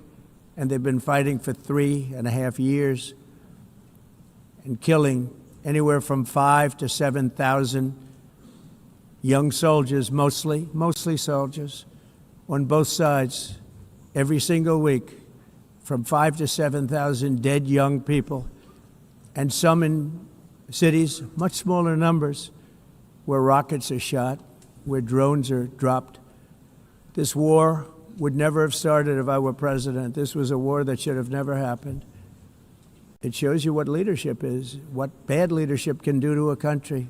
Look what happened to the United States, and look where we are right now in just a short period of time. The only question now is how many more lives will be needlessly lost on both sides. China and India are the primary funders of the ongoing war by continuing to purchase Russian oil. But inexcusably, even NATO countries have not cut off much Russian energy and Russian energy products, which, as you know, I found out about 2 weeks ago, and I wasn't happy. Think of it. They're funding the war against themselves. Who the hell ever heard of that one? In the event that Russia is not ready to make a deal to end the war, then the United States is fully prepared to impose a very strong round of powerful tariffs, which would stop the bloodshed, I believe, very quickly. But for those tariffs to be effective, European nations, all of you are gathered here right now, would have to join us in adopting the exact same measures. I mean, you're much closer to this. We have an ocean in between. You're right there. And Europe has to step it up. They can't be doing what they're doing. They're buying oil and gas from Russia while they're fighting Russia. It's embarrassing to them, and it was very embarrassing to them when I found out about it, I can tell you that. But they have to immediately cease all energy purchases from Russia. Otherwise, we're all wasting a lot of time. So I'm ready to discuss this. We're going to discuss it today with the European nations, all gathered here. I'm sure they're thrilled to hear me speak about it, but that's the way it is. I like to speak my mind and speak the truth. As we seek to reduce the threat of dangerous weapons today, I'm also calling on every nation to join us in ending the development of biological weapons once and for all. And biological is terrible, and nuclear is even beyond, and we include nuclear in that. We want to have a cessation of the development of nuclear weapons. We know, and I get to view it all the time. Sir, would you like to see? And I look at weapons that are so powerful that we just can't ever use them. If we ever use them, the world literally might come to an end. There would be no United Nations to be talking about. There would be no nothing. Just a few years ago, reckless experiments overseas gave us a devastating global pandemic. Yet despite that worldwide catastrophe, many countries are continuing extremely risky research into bioweapons and man-made pathogens. This is unbelievably dangerous. To prevent potential disasters, I'm announcing today that my administration will lead an international effort to enforce Biological Weapons Convention, which is going to be meeting with the top leaders of the world by pioneering an AI verification system that everyone can trust. Hopefully the UN can play a constructive role, and it will also be one of the early projects under AI. Let's see how good it is, because a lot of people are saying it could be one of the great things ever, but it also can be dangerous, but it can be put to tremendous use and tremendous good, and this would be an example of that. Not only is the UN not solving the problems it should, too often, it's actually creating new problems for us to solve. The best example is the #1 political issue of our time, the crisis of uncontrolled migration. It's uncontrolled. Your countries are being ruined. The United Nations is funding an assault on Western countries and their borders. In 2024, the UN budgeted $372 million in cash assistance to support an estimated 624,000 migrants journeying into the United States. Think of that. The UN is supporting people that are illegally coming into the United States, and then we have to get them out. The UN also provided food, shelter, transportation, and debit cards to illegal aliens. Can you believe that? On the way to infiltrate our southern border. Millions of people came through that southern border. Just a year ago, millions and millions of people were pouring in, 25 million altogether over the 4 years of the incompetent Biden administration. And now we have it stopped, totally stopped. In fact, they're not even coming anymore because they know they can't get through. But what took place is totally unacceptable. The UN is supposed to stop invasions, not create them and not finance them. In the United States, we reject the idea that mass numbers of people from foreign lands can be permitted to travel halfway around the world, trample our borders, violate our sovereignty, cause unmitigated crime, and deplete our social safety net. We have reasserted that America belongs to the American people, and I encourage all countries to take their own stand in defense of their citizens as well. You have to do that because I see it. I'm not mentioning names. I see it, and I could call every single one of them out. You're destroying your countries. They're being destroyed. Europe is in serious trouble. They've been invaded by a force of illegal aliens like nobody's ever seen before. Illegal aliens are pouring into Europe. Nobody is ever, and nobody's doing anything to change it, to get them out. It's not sustainable. And because they choose to be politically correct, they're doing just absolutely nothing about it. And I have to say, I look at London, where you have a terrible mayor, terrible, terrible mayor. And it's been so changed, so changed. Now they want to go to Sharia law. But you're in a different country. You can't do that. Both the immigration and their suicidal energy ideas will be the death of Western Europe if something is not done immediately. This cannot be sustained. What makes the world so beautiful is that each country is unique. But to stay this way, every sovereign nation must have the right to control their own borders. You have the right to control your borders, as we do now, and to limit the sheer numbers of migrants entering their countries and paid for by the people of that nation that were there and that built that particular nation at the time. They put their blood, sweat, tears, money into that country, and now they're being ruined. Proud nations must be allowed to protect their communities and prevent their societies from being overwhelmed by people they have never seen before, with different customs, religions, with different everything.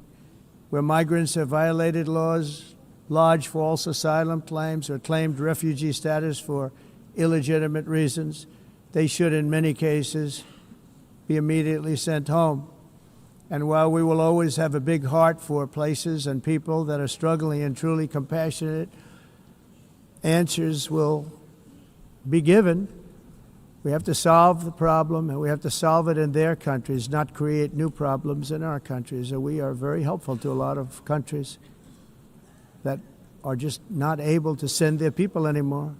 They used to send them to us in caravans of 25, 30,000 people each.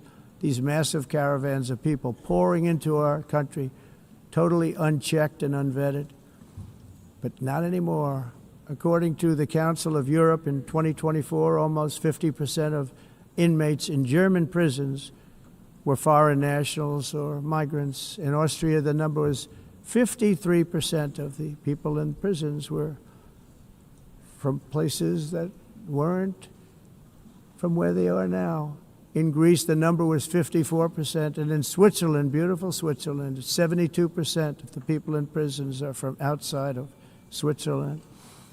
When your prisons are filled with so-called asylum seekers who repaid kindness, and that's what they did, they repaid kindness with crime.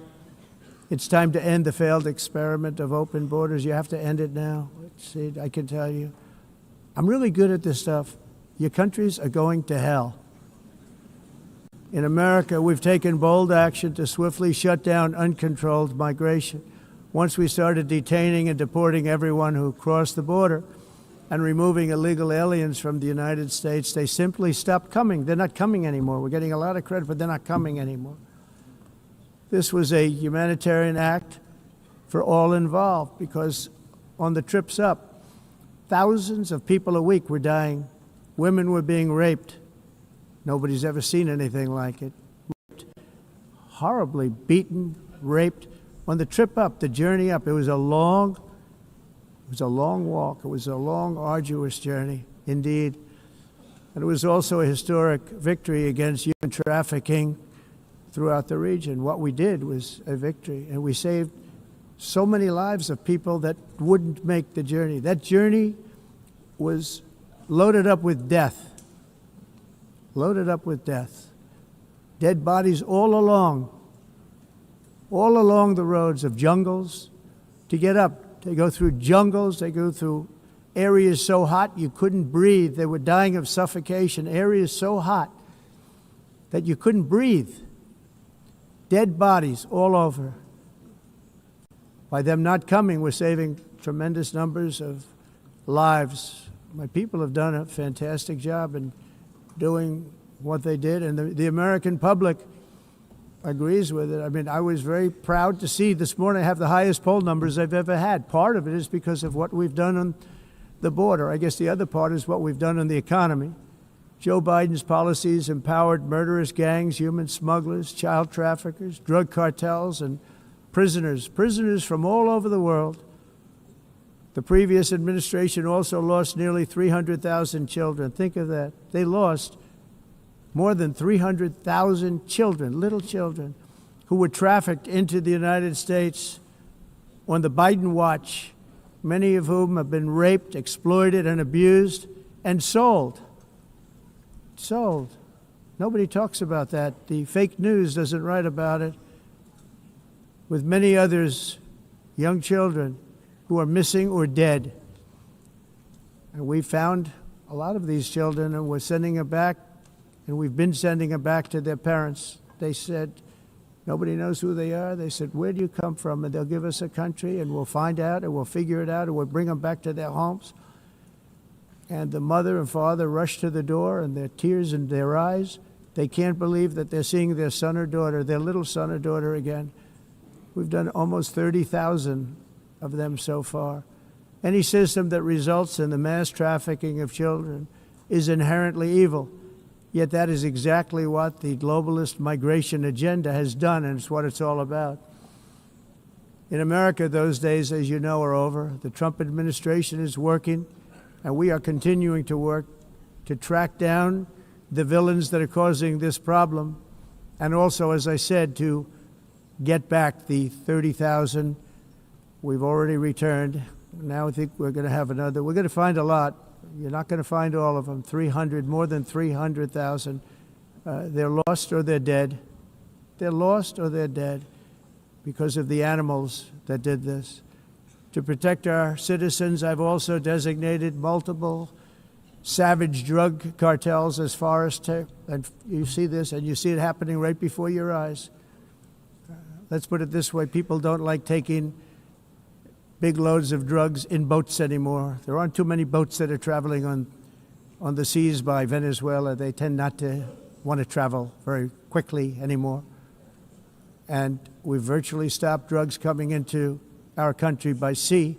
We call them the water drugs. They kill hundreds of thousands of people.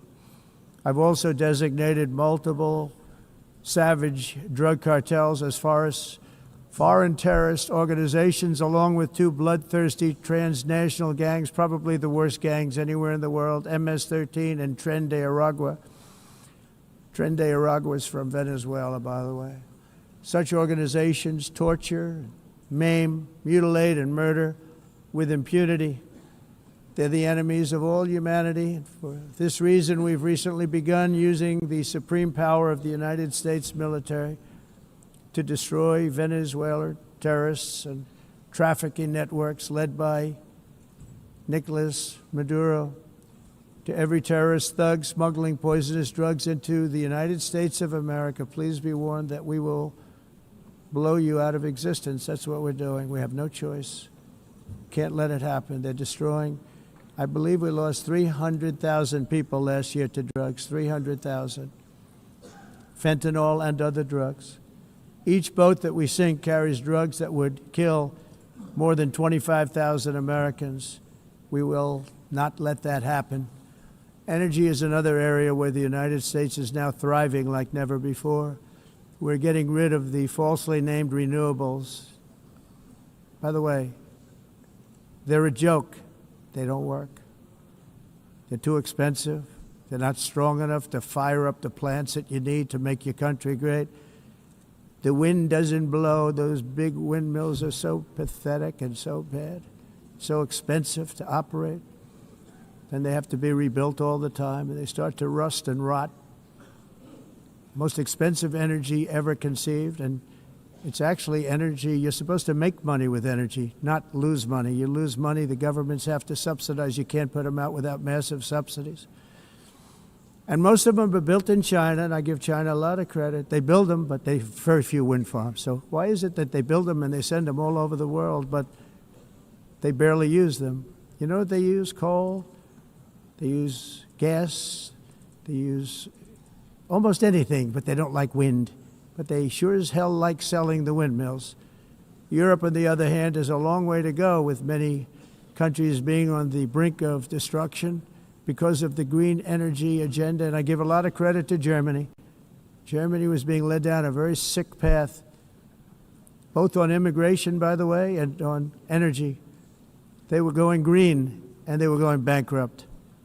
And the new leadership came in, and they went back to where they were with fossil fuel and with nuclear, which is good.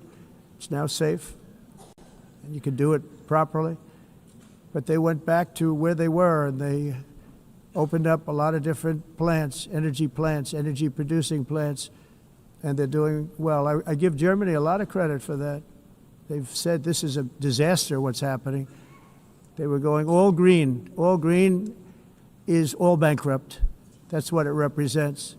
And it's not politically correct. I'll be very badly criticized for saying it, but I'm here to tell the truth. I don't care. It doesn't matter to me. I'm in New York City.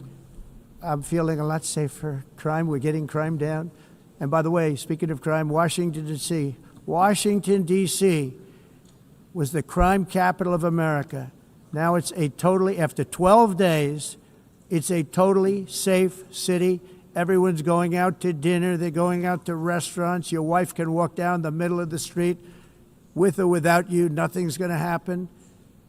My people have done a fantastic job. And yes, I called in the National Guard, and the National Guard took care of business. And they weren't politically correct, but they took care of business. We got 1,700 career criminals out, brought them back to where they came from, the countries where they came from, or put them in jails.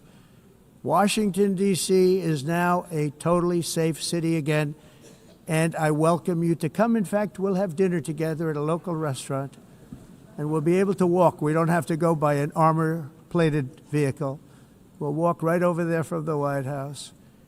They've given up their powerful edge, a lot of the countries that we're talking about, in oil and gas, such as essentially closing the great North Sea oil. Oh, the North Sea, I know it so well. Aberdeen was the oil capital of Europe, and there's tremendous oil that hasn't been found in the North Sea. Tremendous oil. And I was with the Prime Minister I respect and like a lot, and I said, you're sitting with the greatest asset. They essentially closed it by making it so highly taxed that no developer, no oil company can go there. They have tremendous oil left, and more importantly, they have tremendous oil that hasn't even been found yet. And what a tremendous asset for the United Kingdom. And I hope the Prime Minister is listening, because I told it to him 3 days in a row. That's all he heard. North Sea oil, North Sea, because I want to see them do well. I want to stop seeing them ruining that beautiful Scottish and English countryside with windmills and massive solar panels that go 7 miles by 7 miles, taking away farmland. But we're not letting this happen in America. In 1982, the executive director of the United Nations Environmental Program predicted that by the year 2000, climate change would cause a global catastrophe. He said that it will be irreversible, as any nuclear holocaust would be. This is what they said at the United Nations. What happened? Here we are. Another UN official stated in 1989 that within a decade, entire nations could be wiped off the map by global warming.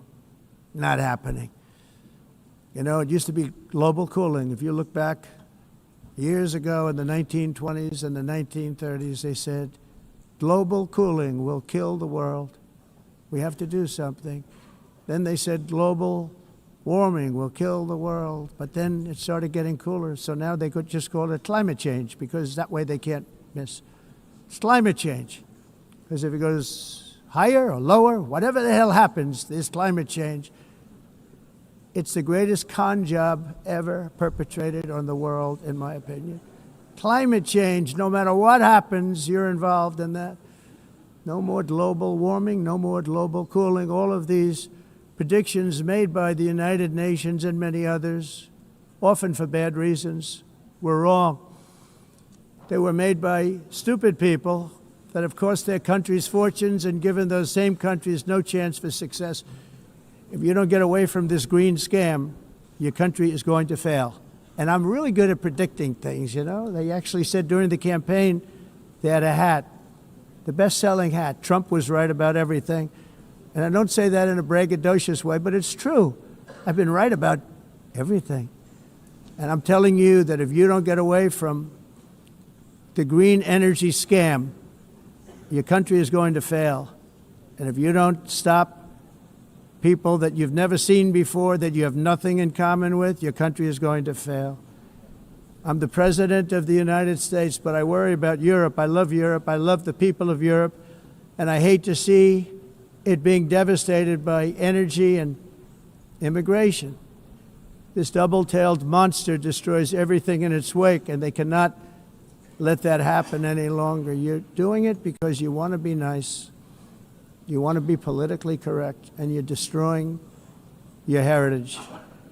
They must take control strongly and immediately of the unmitigated immigration disaster and the fake energy catastrophe before it's too late. The carbon footprint is a hoax made up by people with evil intentions, and they're heading down a path of total destruction. You know, the carbon footprint was a big, big thing a few years ago.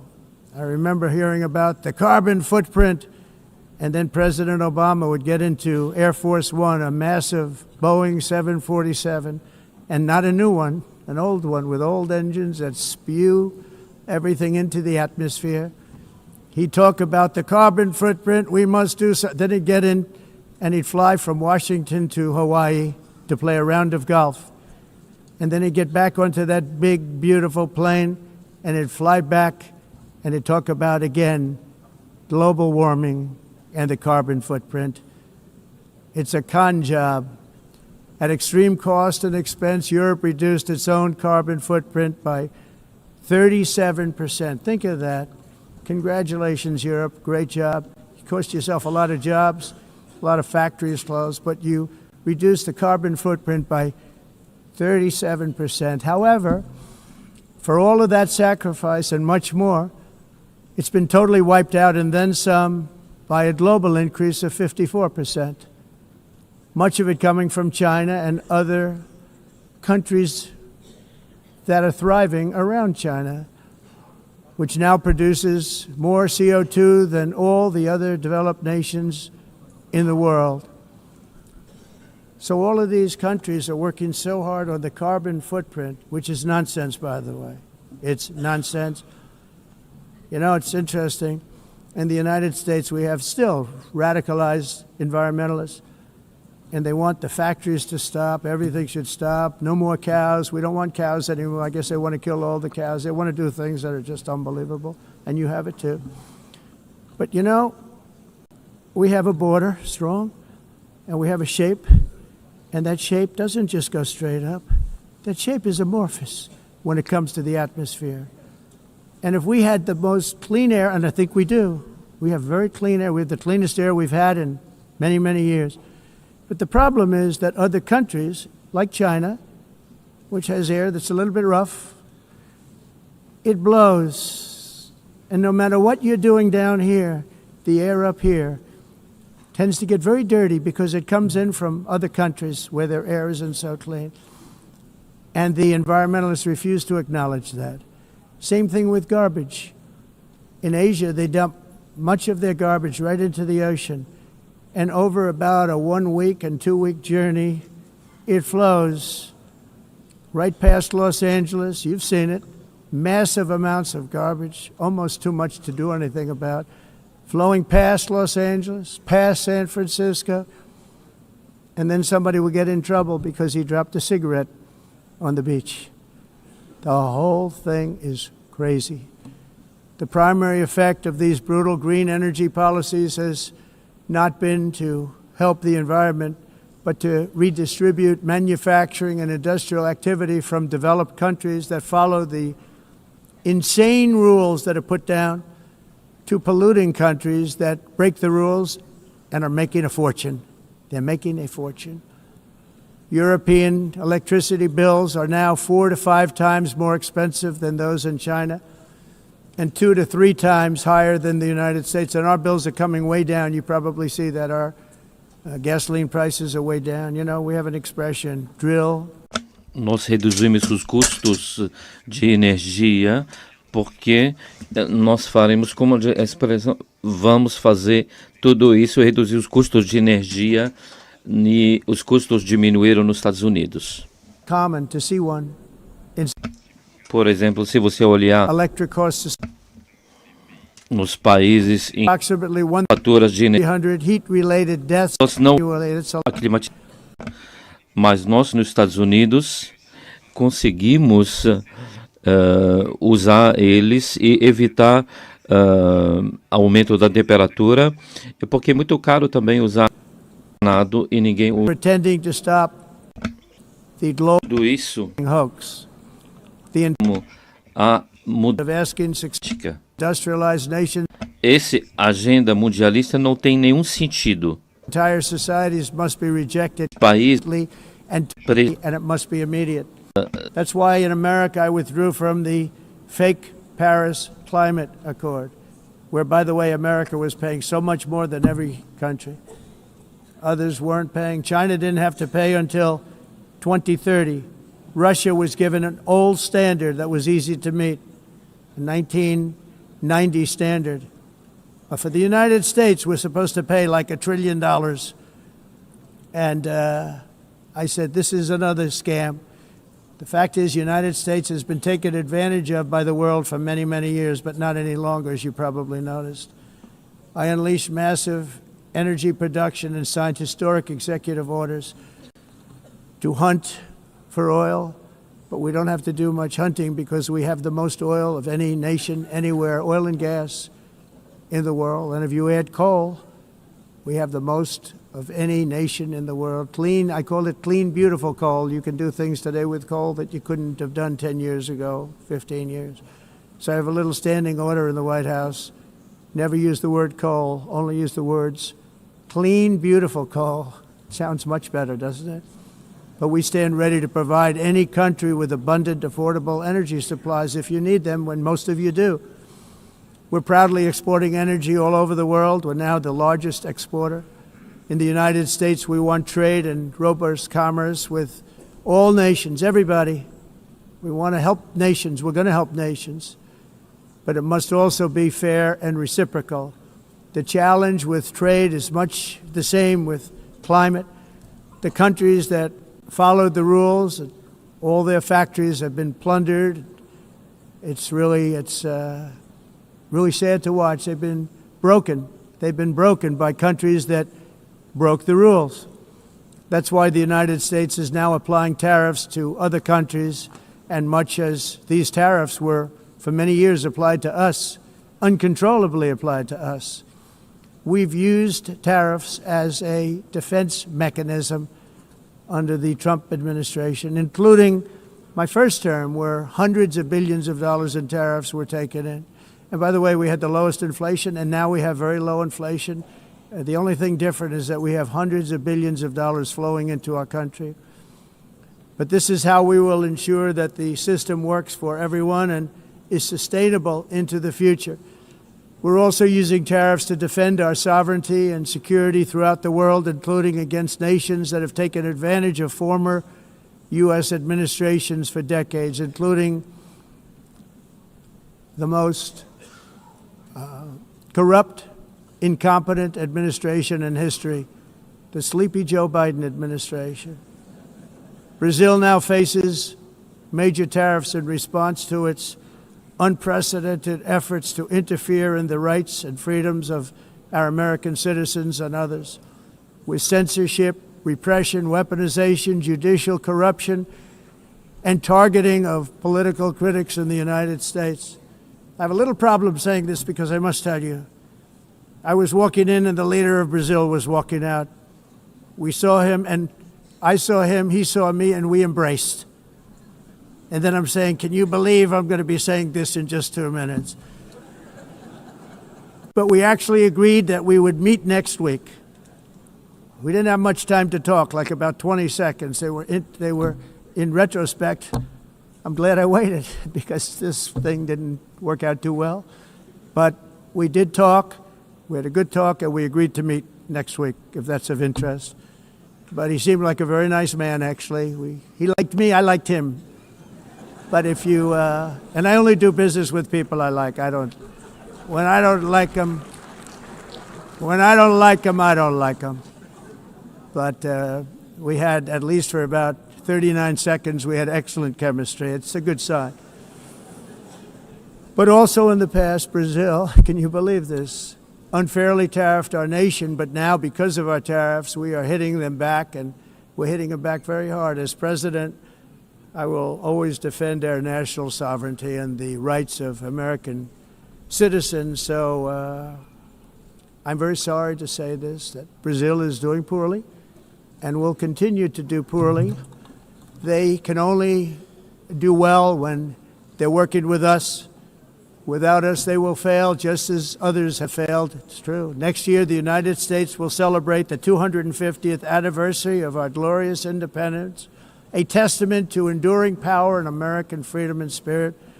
We will also be proudly hosting the 2026 FIFA World Cup, and shortly thereafter, the 2028 Olympics, which is going to be very exciting. I hope you all come.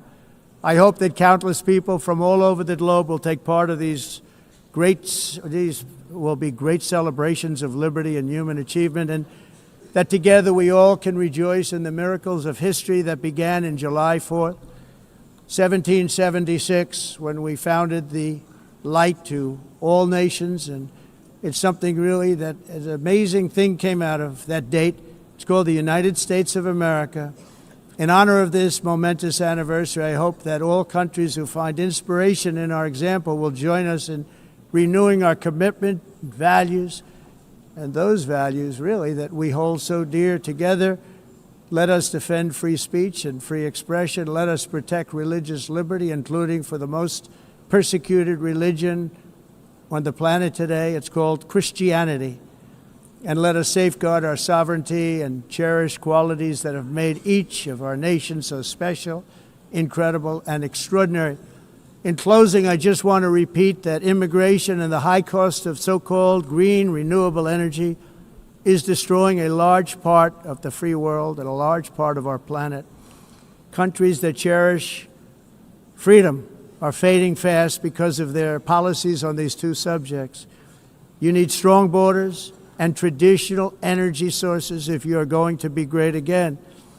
Whether you have come from north or south, east or west, near or far, every leader in this beautiful hall today represents a rich culture, a noble history, and a proud heritage that makes each nation majestic and unique, unlike anything else in human history or any other place on the face of the earth. From London to Lima, from Rome to Athens, from Paris to Seoul, from Cairo to Tokyo and Amsterdam to right here in New York City, we stand on the shoulders of the leaders and legends, generals and giants, heroes and titans who won and built our beloved nations, all of our nations, with their own courage, strength, spirit, and skill. Our ancestors climbed to mountains, conquered oceans, crossed deserts, and trekked over wide open plains. They charged into thunderous battles, plunged into grave dangers, and they were soldiers and farmers and workers and warriors and explorers and patriots. They built towns into cities, tribes into kingdoms, ideas into industries, and small islands into mighty empires.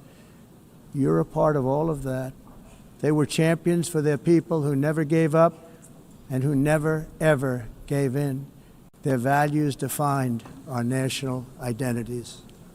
Their visions forged our magnificent destiny. Everybody in this room is a part of it in your own way. Each of us inherits the deeds and the myths, the triumphs, the legacies of our own heroes and founders who so bravely showed us the way.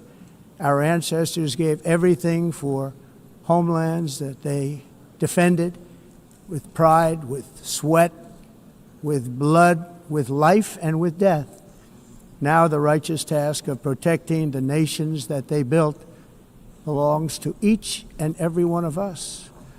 So together let us uphold our sacred duty to our people and to our citizens. Let us protect their borders, ensure their safety, preserve their cultures, treasure, and traditions, and fight, fight, fight for their precious dreams and their cherished freedoms.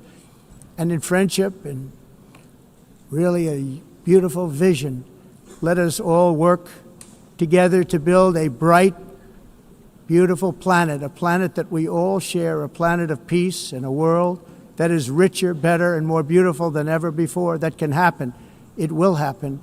It will happen, and I hope it can happen and start right now, right at this moment. We'll turn it around. We're going to make our countries better, safer, more beautiful. We're going to take care of our people. Thank you very much. It's been an honor. God bless the nations of the world. Thank you very much. Bye.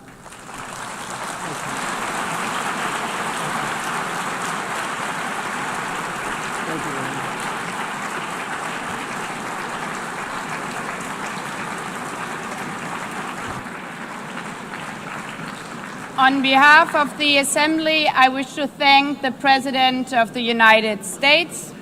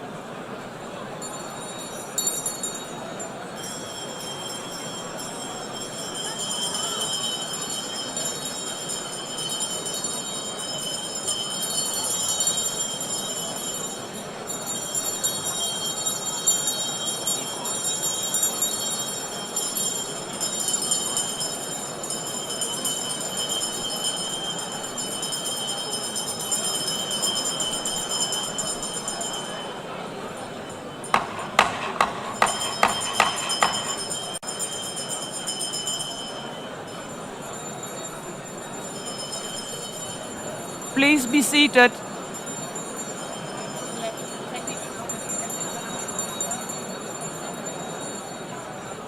Please be seated.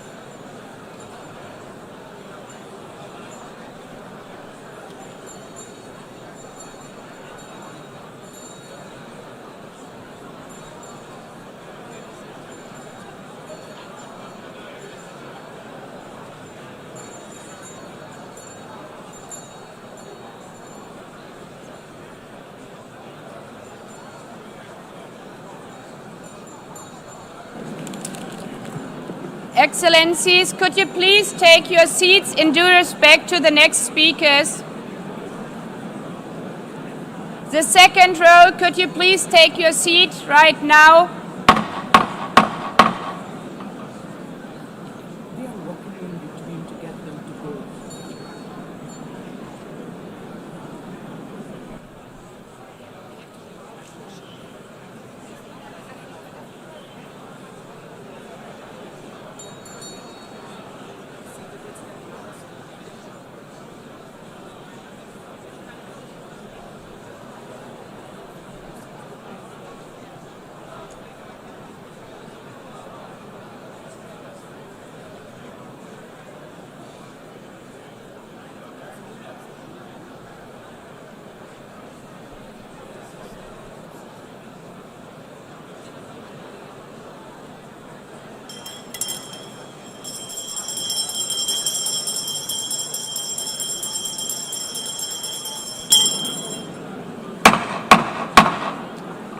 Please take a seat now.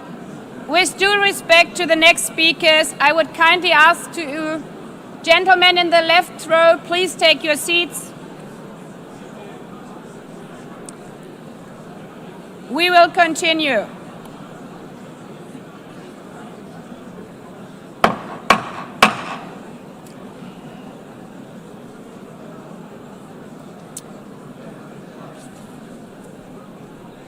Excellencies, as we are receiving queries, I would like to assure you that don't worry, the UN teleprompters are working perfectly. And by this technical note, I would like to call on the next speaker. The Assembly will hear an address by His Excellency Prabowo Subianto, President of the Republic of Indonesia. I request protocol to escort His Excellency and invite him to address the Assembly.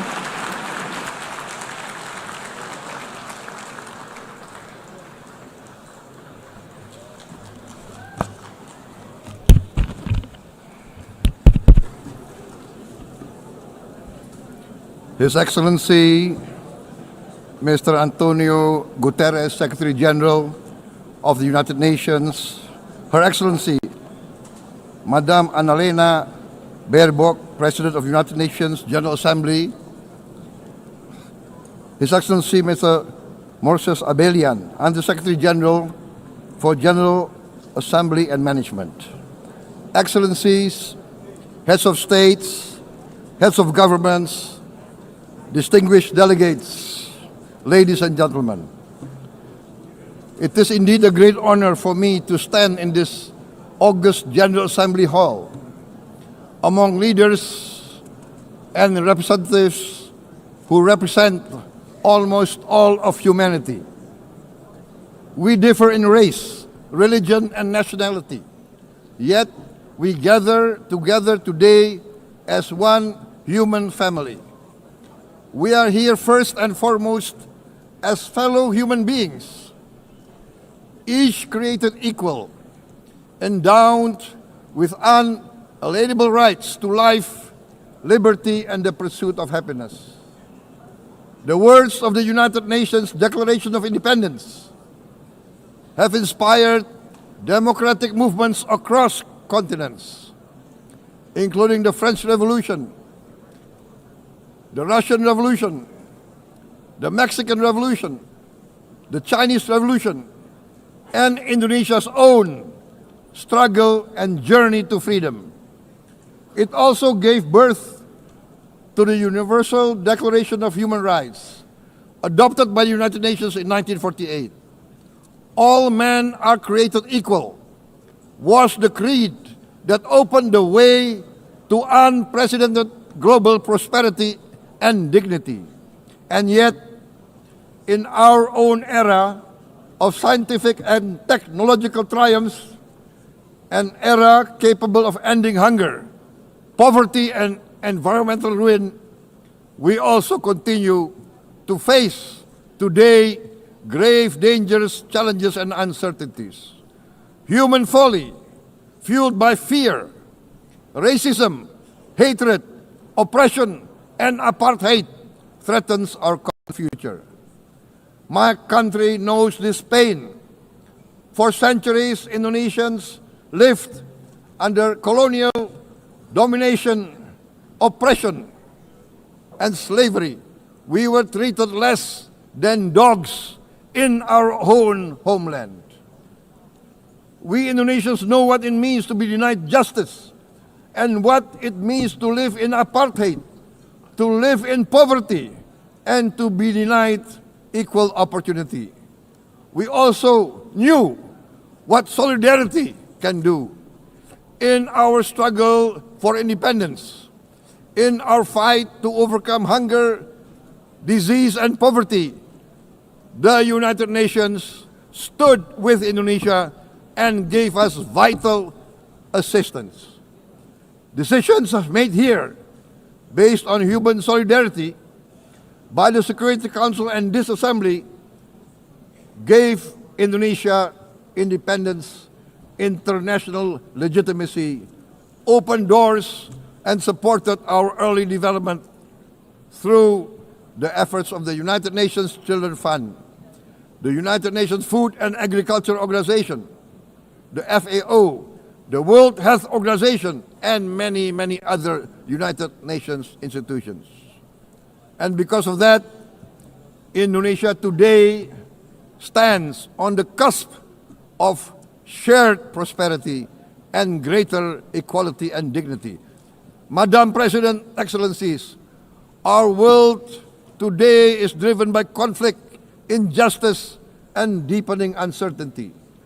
Every day we witness suffering, genocide, and blatant disregard for international law and human decency. In the face of these challenges, we must not give up.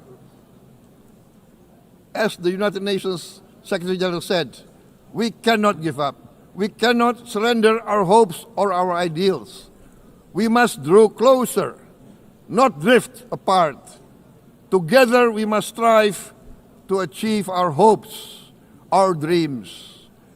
The United Nations was born from the ashes of the Second World War that claimed scores of millions of lives. It was created to secure peace, security, justice, and freedom for all. We remain committed to internationalism, to multilateralism, and to every effort that strengthens this great institution. Today, Indonesia is nearer than ever before to meeting the sustainable development goals of ending extreme poverty and hunger. Because years ago, this very chamber chose to listen and uphold social and economic justice, we will never forget. And today, we must never be silent while Palestinians are denied that same justice and legitimacy in this very hall. Excellencies, Thucydides warned, the strong do what they can, the weak suffer what they must. We must reject this doctrine. The United Nations exist to reject this doctrine. We must stand for all, the strong and the weak. Might cannot be right. Right must be right. Indonesia today is one of the largest contributors to United Peacekeeping Forces. We believe in the United Nations. We will continue to serve where peace needs guardians, not with just words, but with boots on the ground. If and when the United Nations Security Council and this great assembly decide Indonesia is prepared to deploy 20,000 or even more of our sons and daughters to help secure peace in Gaza or elsewhere, in Ukraine, in Sudan, in Libya, everywhere when the peace needs to be enforced, peace needs to be guarded, we are ready. We will take our share of the burden, not only with our sons and daughters, we are also willing to contribute financially to support the great mission to achieve peace by the United Nations. Madam President, Excellencies, I propose to this Assembly a message of hope and optimism, grounded in action and execution. Today, we heard the speech of Madam President, the President of the United Nations General Assembly. Yes, it is true what she said. Without the International Civil Aviation Organization, will we be here today? Will we sit in this great hall? Without the United Nations, we cannot be safe. No country can feel secure. We need the United Nations, and Indonesia will continue to support the United Nations. Even though we still struggle, but we know the world needs a strong United Nations. The world's population is growing. Our planet is under strain. Food, energy, and water insecurity haunt many nations. We choose to answer these challenges directly at home and to help abroad wherever we can. This year, Indonesia recorded the highest rice production and grain reserves in our history. We are now self-sufficient in rice, and we are starting now to export rice to other nations in need, including providing rice for Palestine. We are building resilient food supply chains, strengthening farmer productivity, investing in climate-smart agriculture to ensure food security for our children and for the children of the world. We are confident in a few years' time, Indonesia will be the granary of the world. As the world's largest island state, we testify before you that we are already experiencing the direct consequences of climate change, particularly the threat of rising sea levels. The sea level on the north coast of our capital city is increasing by 5 centimeters every year. Can you imagine in 10 years? Can you imagine in 20 years? For this, we are forced to build a giant seawall, 480 kilometers in length. It will take us maybe 20 years, but we have no choice. We have to start now. Therefore, we choose to confront climate change, not by slogans, but by immediate steps. We are committed to meeting our 2015 Paris Agreement obligations. We aim to achieve net zero emission by 2060, and we are very confident we can achieve net zero emission much earlier.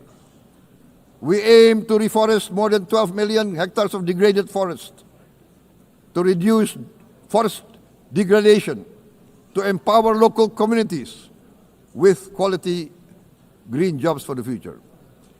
Indonesia is shifting decisively from fossil fuel-based development towards renewable-based development. From next year, most of our additional power generation capacity will come from renewables. Our goal is clear: to lift all of our citizens out of poverty and make Indonesia a hub for solutions to food, energy, and water security. Madam President, Excellencies, we live in a time when hatred and violence can seem to be the loudest voices. But beneath this loud noise lies a quieter truth, that every person longs to be safe, to be respected, to be loved, and to leave a better world to their children. Our children are watching. They are learning leadership, not from textbook, but from our choices. Today, still, a catastrophic situation in Gaza is unfolding before our eyes. At this very moment, the innocent are crying for help, are crying to be saved. Who will save them? Who will save the innocent? Who will save the old and women? Millions are facing danger at this very moment. As we sit here, they are facing trauma. They are facing irreparable damage to their bodies. They are dying of starvation. Can we remain silent?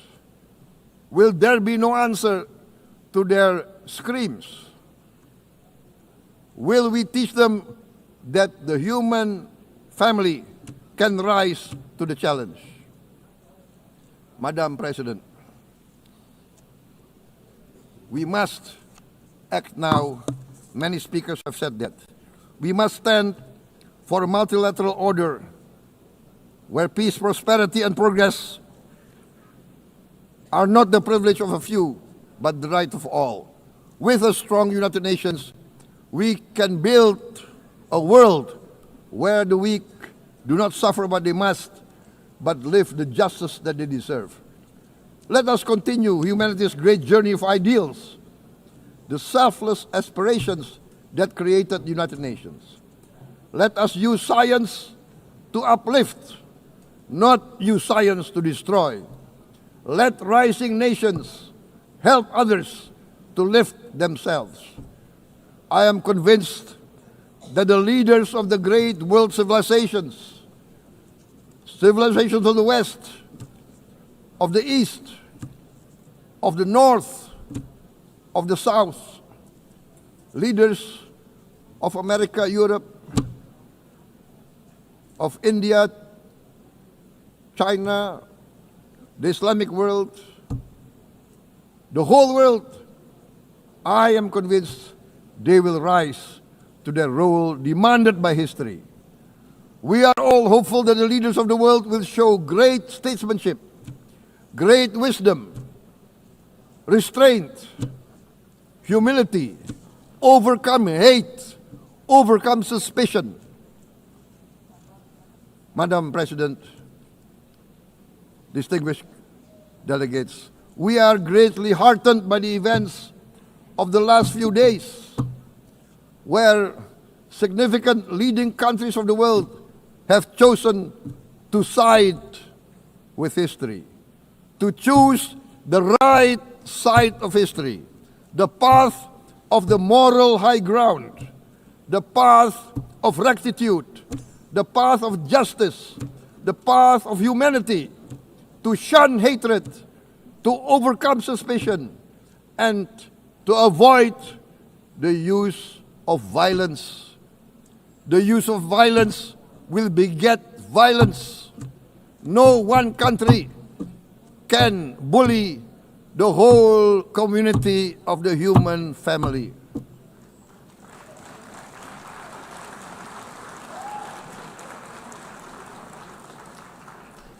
We may be weak individually, but the sense of oppression, the sense of injustice has proven in the history of mankind that this sense of injustice, this sense of oppression will unite into a strong force that will overcome this oppression, that will overcome this injustice. To close, I would like to reiterate again Indonesia's complete support for the two-state solution in Palestine. We must have an independent Palestine, but we must also recognize, we must also respect, and we must also guarantee the safety and security of Israel. Only then we can have real peace, and no longer hate and no longer suspicion. The only solution is this two-state solution. Two descendants of Abraham must live in reconciliation, peace, and harmony. Arabs, Jews, Muslims, Christians, Hindus, Buddhists, all religions, we must live as one human family. Indonesia is committed to being part of making this vision a reality. Is this a dream? Maybe, but this is the beautiful dream that we must work together towards. Let us work towards this noble goal. Let us continue humanity's journey of hope, a journey started by our forefathers, a journey that we must complete. Thank you. Wassalamualaikum warahmatullahi wabarakatuh.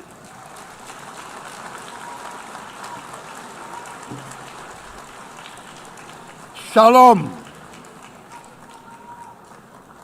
Om Santi, Santi, Santi Om. Namo Buddhaya. Thank you very much. May God bless us all. May peace be upon us. Thank you very much. Thank you. On behalf of the Assembly, I wish to thank the President of the Republic of Indonesia.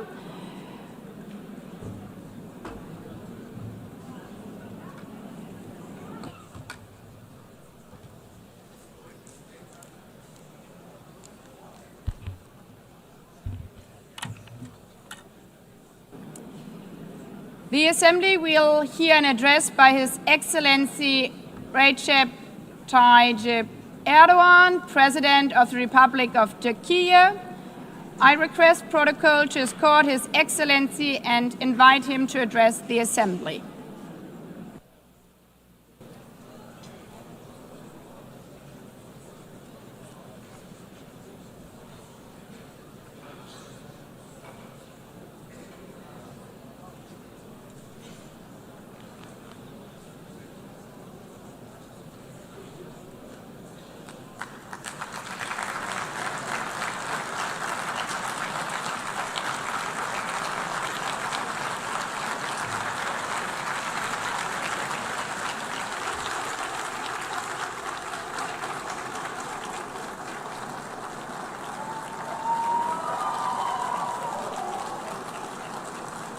Sayın Başkan, Excellency President of UNGA, Excellencies Heads of State and Government, Distinguished Secretary General, distinguished delegation members, on behalf of myself and my nation, I greet you all with most heartfelt feelings. I wish for the 80th United Nations General Assembly to bring blessings to all humanity. I am deeply honored to address you once again from this podium, which represents the collective conscience of humanity. I congratulate Mr. Young.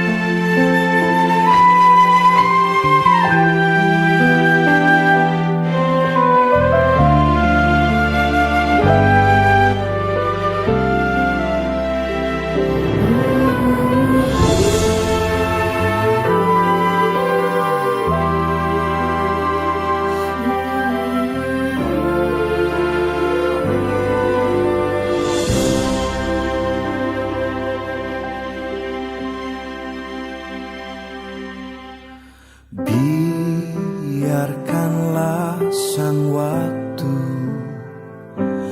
yang kan berkisah tentangku, tentang cintaku, sembah baktiku untuk tanah tercinta.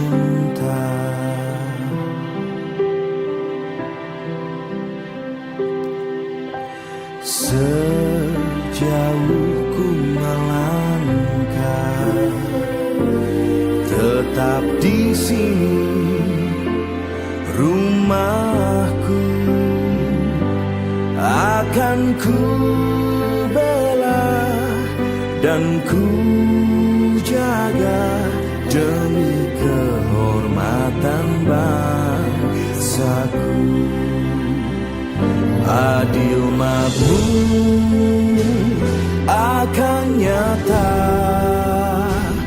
bila aku, kamu bergerak bersama membangun tanah pusaka jaya Indonesia Raya.